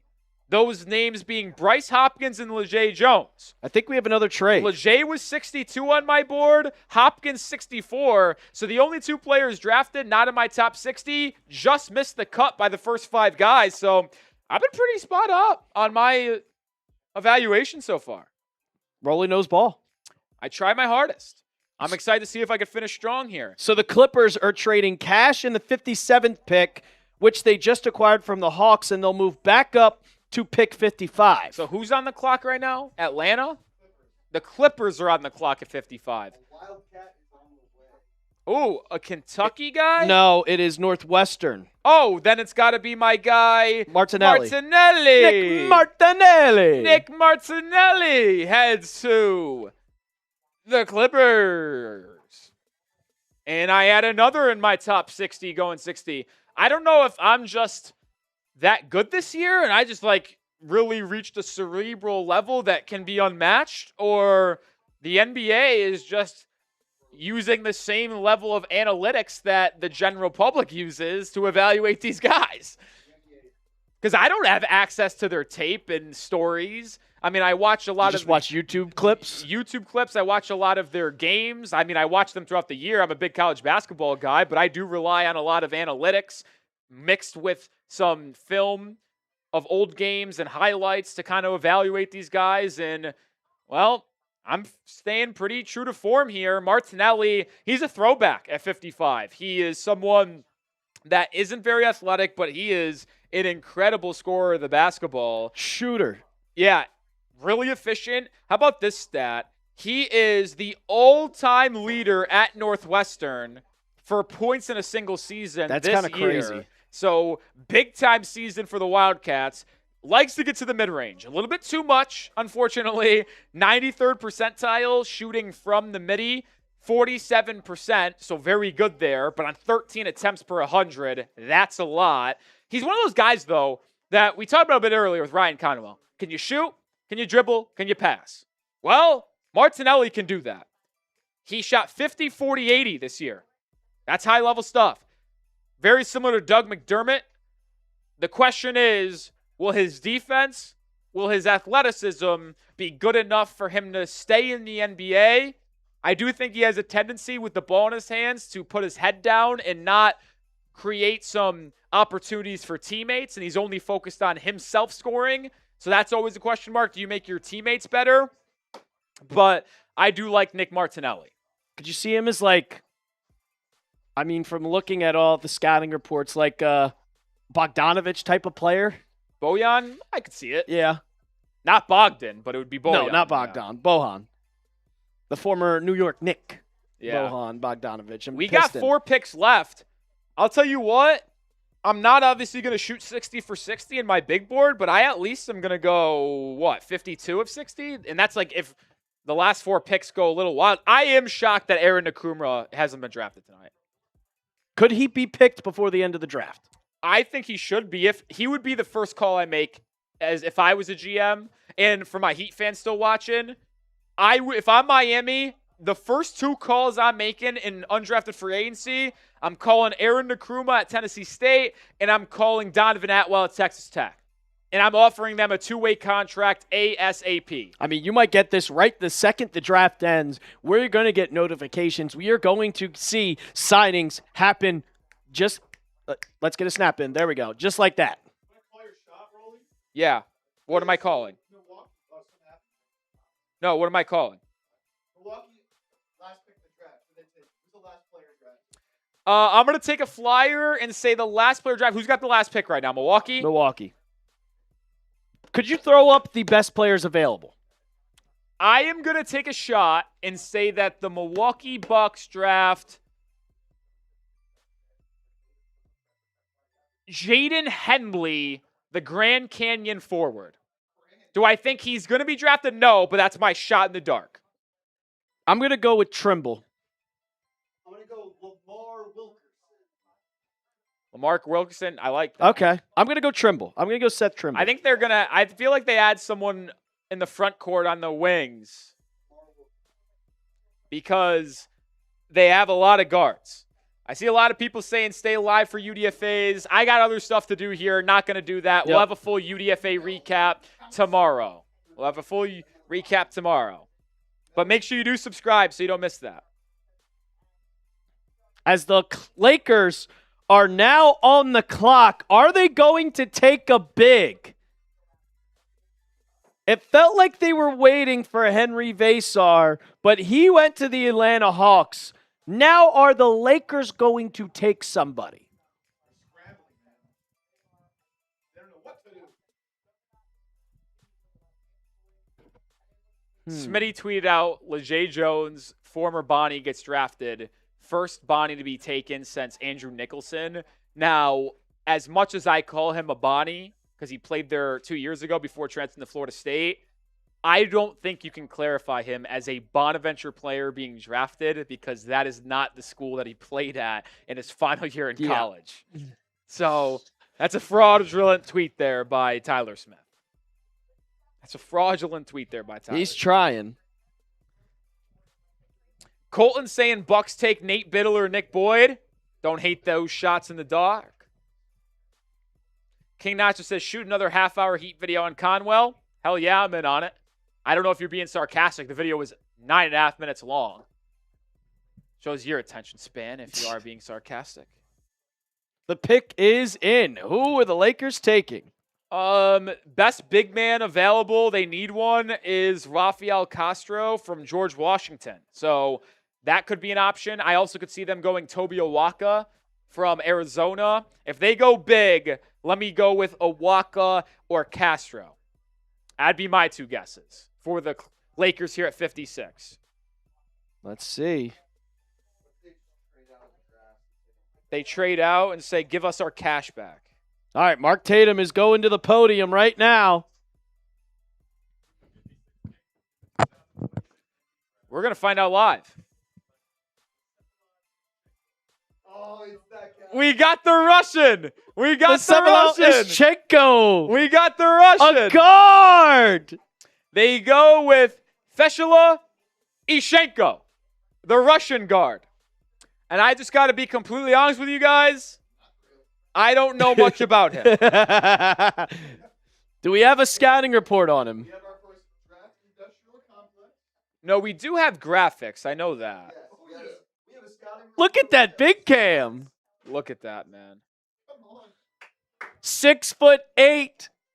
Could you call him a guard? Yeah, At He's been 6'8"? He's been listed as a guard forward. I couldn't find much on him. I think we've got us a tall guard right now. He's a tall guard. And the Lakers have traded the pick to the Mavericks. Oh, it's the Coop special. It's the Coop special. The Coop special. The Coop special. They're going with Eshela Ishenko. It's going to take me a minute to think about how to say the first name every time. Yeah, Ishenko, I wish I could tell you a lot about him. I've never seen him play live. He's got good positional size and very limited opportunities. He did shoot a ridiculous mark from three, 45%, 50% from the field. So playing overseas in Russia, he's put together some nice numbers. And now the Dallas Mavericks bring him on here. I would imagine it's a draft and stash. That would make sense for it to be a draft and stash. I have a hard time envisioning them bringing him over year one, but maybe I'm wrong. Did I not just call this 60 seconds ago? What did you call? The Lakers would just trade out of their picks. Oh, you did. You did because say it. Veesaar ended up getting off the board. I know this. Sam Brown enters the chat as a ball knower. The summer of Sam. The summer of Sam has me dead. So now we have only 4 picks left. Hawks at 57, Pelicans, Bucks, and Timberwolves. Is this like look at ESPN right now, Rolly. It says Hawks reported trade to Clippers, but the Rockets are on the clock. Wait, what? We have the Rockets on the clock, but Oh, look what okay. ESPN has. Yeah. Like, you see how confusing ESPN makes their broadcast? Yeah, so they don't even know. So here's what we have. Here's the final 4 picks of the NBA draft. You have the Rockets at 57, and then you have the Pelicans, you have the Timberwolves, and then the Bucks round out the NBA draft. That's how this thing finalizes, barring another trade, which we'll probably get one. I mean, if I'm Miami, though, for my Heat fans still hanging out with us, with 4 more picks remaining, the likelihood that we can maybe sign in an undrafted free agency a guy like Aaron Nkrumah and Donovan Atwell rises. Like I said, my first 2 calls, if I'm the Heat, once this draft ends, is to an Aaron Nkrumah, trying to get him as a UDFA, and Donovan Atwell. If those two guys go elsewhere, I would then call Seth Trimble, and I would call Rafael Castro, the center from George Washington, because you needed another developmental big in your system since you traded Khalil Ware. Maybe Toby Awaka as well. There are some intriguing college guys still there that you can add as a UDFA on a two-way contract or an Exhibit 10. Yeah, that'll be for sure. I mean, it's interesting to see who all the undrafted free agents are going to be. But we still got 830 people watching with us right now. So obviously you're still here with the 57th pick in the draft. So if you're having a good time and you want a shout out, go ahead, spam your me's down in the chat. I want to hear from all of you. Unkafi official. Talking about Jamarion Sharp competing for a roster spot. Do you know who Jamarion Sharp is, Rolly? He is the tallest player in college basketball. What school did he play at? He was at Western Tech? Kentucky. Then he went to Louisiana Tech. He didn't get in my top one. Oh, he is not great at basketball. What? Olivier? I forgot How you say tall his is last Olivier? name. He's like actually 7'8". He's 7'8". Yeah. Jamarion's 7'5". Yeah, I know. He's actually 7'8". But we got Elijah, we got TP, we got Red, we got Brian Daughtry. Keep on spamming those me's as we get to the end of the draft here. 4 more picks. We somehow don't know who the Rockets are picking at 57. Yeah, slowing down with the final 4 Slowing players, down for 4 the final picks. 4. Ridiculous.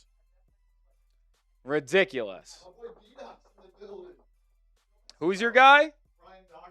What about him? So hold on. I've got 1, 2, 3, 4, 5, 6, 7 guys that I had in my top 60 still undrafted. Can I go 4 for 4 to end it so I only miss 3 guys in my top 60 not going drafted? That'd be pretty fucking good. That's pretty good. I got to round all 4 in a row, though. Honestly, I won't even get greedy. Just give me 2 out of 4. And if I go 55 of 60 in my top 60 being drafted, I'd be pretty thrilled about that. The ones that I'm really surprised that haven't been taken yet would be Aaron Nkrumah, Castro, and Lipsy. I feel like those guys would have been taken. I understand I was higher on Quadir Copeland and Seth Trimble than others. So those guys won't surprise me if they go undrafted, but Nkrumah, Lipsy, and Castro will be stunning to me. Right. Oh, correction here. Oh, we have another correction. Jake Fisher fucked up. Fisher What do you know? effed up again. Oh, Lord. Jake Fisher, what are So we they're doing? picking at 57, not They kept pick 57. when they traded for 55. Yeah. And who the fuck are they taking? God. I don't have this guy. No! I've never heard Narcisse of Ngoy I don't have this guy. Narcisse Noy. is the... I would assume that G's silent. Either the G's silent or the, N, N is silent. silent. It's either Noy or Goy. Oh my God, what a disaster. What a disaster! Can we say F Sam?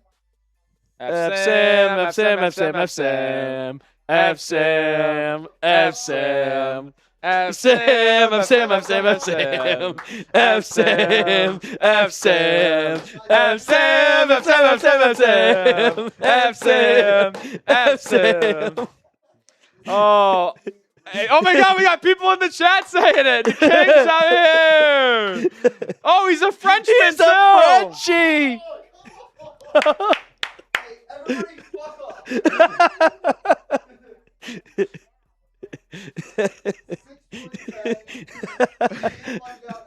6'10". I actually have no clue who this guy is. I don't think ESPN has a single thing on him. They're going to Fran Fischella. Even TV is spamming F Sam. Wait, he played for Auburn? Who is this guy? Did he commit to Auburn?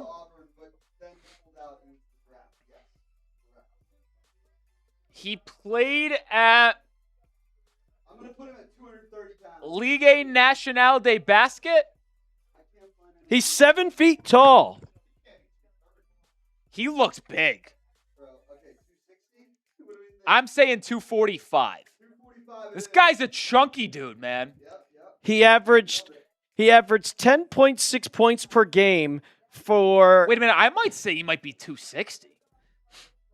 Dude, you should. This guy's big. This is pissing me off. I can't believe we have this. This is something. Just so you guys know, when we head into the draft, we do our research. I have a doc with my top 100 guys in the draft. We have 165 guys in our draft database. Remember, there's only 60 picks, so that covers another 105 guys that could be drafted or not drafted. And then Narcisse Goy shows up. what was that one dude from NC State back in the day? The big dude? I think I know who you're talking about, but Yes, did you say NC State or Florida State? NC State. Oh, I'm sorry. I thought you said Florida State. No, and I was NC trying to State. think of because there was a really tall, big guy at Florida State that I can't remember. I can't believe this guy just got drafted. I've never heard of him. Just ruined my night. Sam is like, he takes his craft seriously. Yes. He's really good at his craft. He's so mad that he doesn't have a guy. Yeah, in he's database. very mad. Right here, what are you talking about? Oh! Oh! What do you think? How do you pronounce this team? Potier? Poitier. Potier? Oh, Poitier. Potier. Poitier. Potier. Potier. Potier. How do you think he says his name as a Frenchman? Merci. I'm guessing the N is silent, or the G might be silent. I thought it would Narcisse. be Noy. Narcisse Noy. Narcisse Noy. Narcisse Noy. Noy. Or Ngoy. That was Italian. Or like Ngoy. Ngoy. They have no film on this guy. They on didn't talk ESPN. about him once again. They're talking about other picks. And that's rightfully so. I have no clue what we're doing. Bring me, from the Heat's perspective, Aaron Nkrumah, Donovan Atwell in UDFA. I love that the Knicks got Tyler Nickel. Yeah, I'm not happy about that. They asked him at the Combine, who are 3 people he'd love to get dinner with. He said Jesus, Yeah, I did see this quote, Martin yeah. Luther King, and LeBron James. Quite the array of people. Would you rather take 50? Oh, Jaron Pierre off the board. The SMU guard forward. I like Jaron Pierre. He just missed my top 60. I think he's at 61. He is. Fucker. Damn, that hurts. Hurts a little bit. Top 61. But he goes here to 58 to the Pelicans. Was the Conference USA Player of the Year, I believe, before transferring to SMU. Pierre's got good size. I saw SMU play Louisville this year in Dallas. That's where we're located. I went to go watch that game. It was a great game. SMU won at home. I wanted to see Michael Brown, who, by the way, went for like 33 in that game. But Jaron Pierre stood out to me. I walked away from that game thinking, oh, who is Jaron Pierre Jr.? Because he was one of the better players on this SMU team with Boopy Miller. And there was another guard, I'm forgetting his name, was a good defensive guy. But they had 3 guards that could play. Pierre, Boopy, and the other guy I couldn't remember. Pierre's got length. He shot well from 3 this year, 37%. This is a sneaky guy that I like, man. I'm a fan of Jaron Pierre Jr. If I was a Pelicans fan, I would be pretty excited about this flyer to end the second round. Flyer to end the second round. I mean, if you saw him, you got firsthand experience of watching him play. If the Pelicans can find something, I mean, maybe he'll be on a 2-way contract. We'll have to wait and see. I mean, 3rd final pick of the draft. 3rd to last pick, I should say. Boopy cold. As we got the T-Wolves on the clock and the pick is in. Oh, what an awful pick. We've kind of lost it with our top 60. But Where was Trey he on? Kaufman-Renn, the Purdue center, heading to the Timberwolves at 59, was 82nd on my board. Trey Kaufman-Renn, a skilled big man. But my issue with him when it comes to the NBA is that he is severely undersized. He's 6'7" and 3/4, and he's not an athlete whatsoever. He won at college by being more aggressive, by having skilled footwork, solid jump hook over his left shoulder, right-handed. I just don't think he is going to be able to cut it out in the NBA, because how is he going to be playing his style of ball, which is inside bully ball at 6'9"? And that's, by the way, with shoes on. That's pretty brutal. I just don't see how he makes it in the NBA. But a small the Purdue guy. center,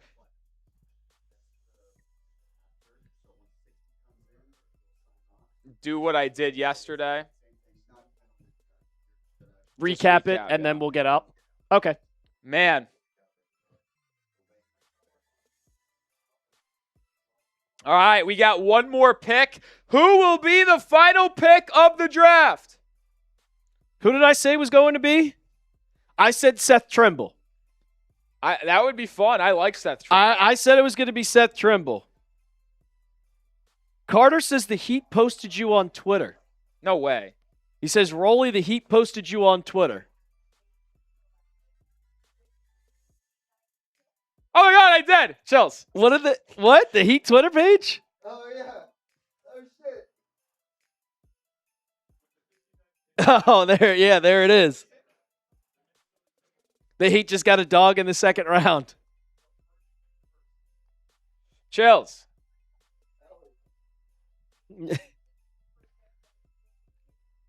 Shout out to the Heat. Shout out to the Heatles.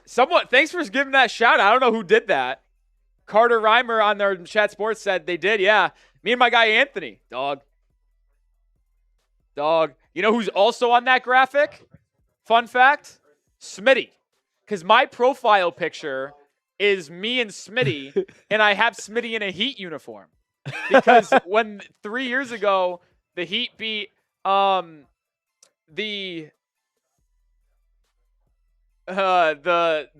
Bulls in the play, and we had a party. This is killing me. I've lost all train of thought. What's happening? What is going on? Terry and Arnold is facing light and Grizzlies. Oh, okay. I saw that. I thought it was something NBA related.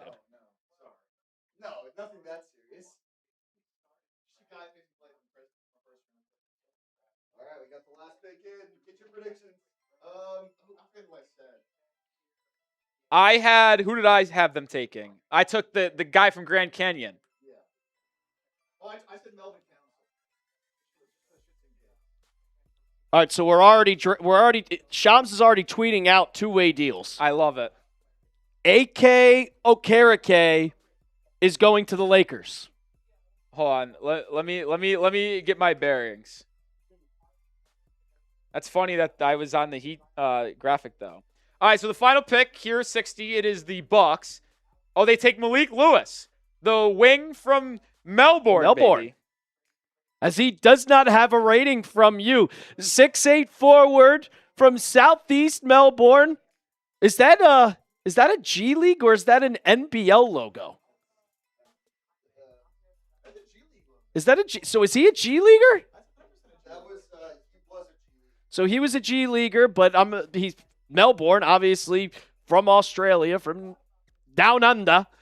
Coming off a season with much improved results from shooting from deep, so he's one of the shooters for the Milwaukee Bucks. Strong frame, which enables him to finish consistently at the rim. But as what you would probably find with the 60th pick in the draft, that he cannot be a shot creator for himself or others. As you can see his stats from his time in Southeast Melbourne, around 7 points per game, 4 rebounds, 2 assists, and 45.5 field goal percentage. Heat two-way contract. Trey Donaldson, the guard who played with Miami, the Hurricanes, he stays in Miami. Trey Donaldson heading to the Miami Heat on a two-way deal. Played at Michigan before transferring to Miami. So Trey Donaldson is the first UDFA that the Heat sign. That doesn't surprise me. They hosted Trey on a workout. So they have 2 more two-way contracts to give out. I'm still calling Aaron Nkrumah, and I'm still calling Donovan Atwell. Trey Donaldson does not surprise me. I do think Donovan Atwell will happen. So that concludes the NBA draft.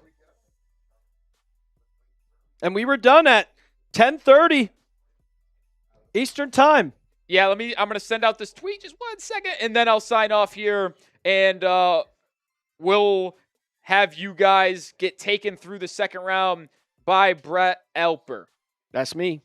That's me. Actually, I can just do it now. All right, Heat fans, we're going to sign off.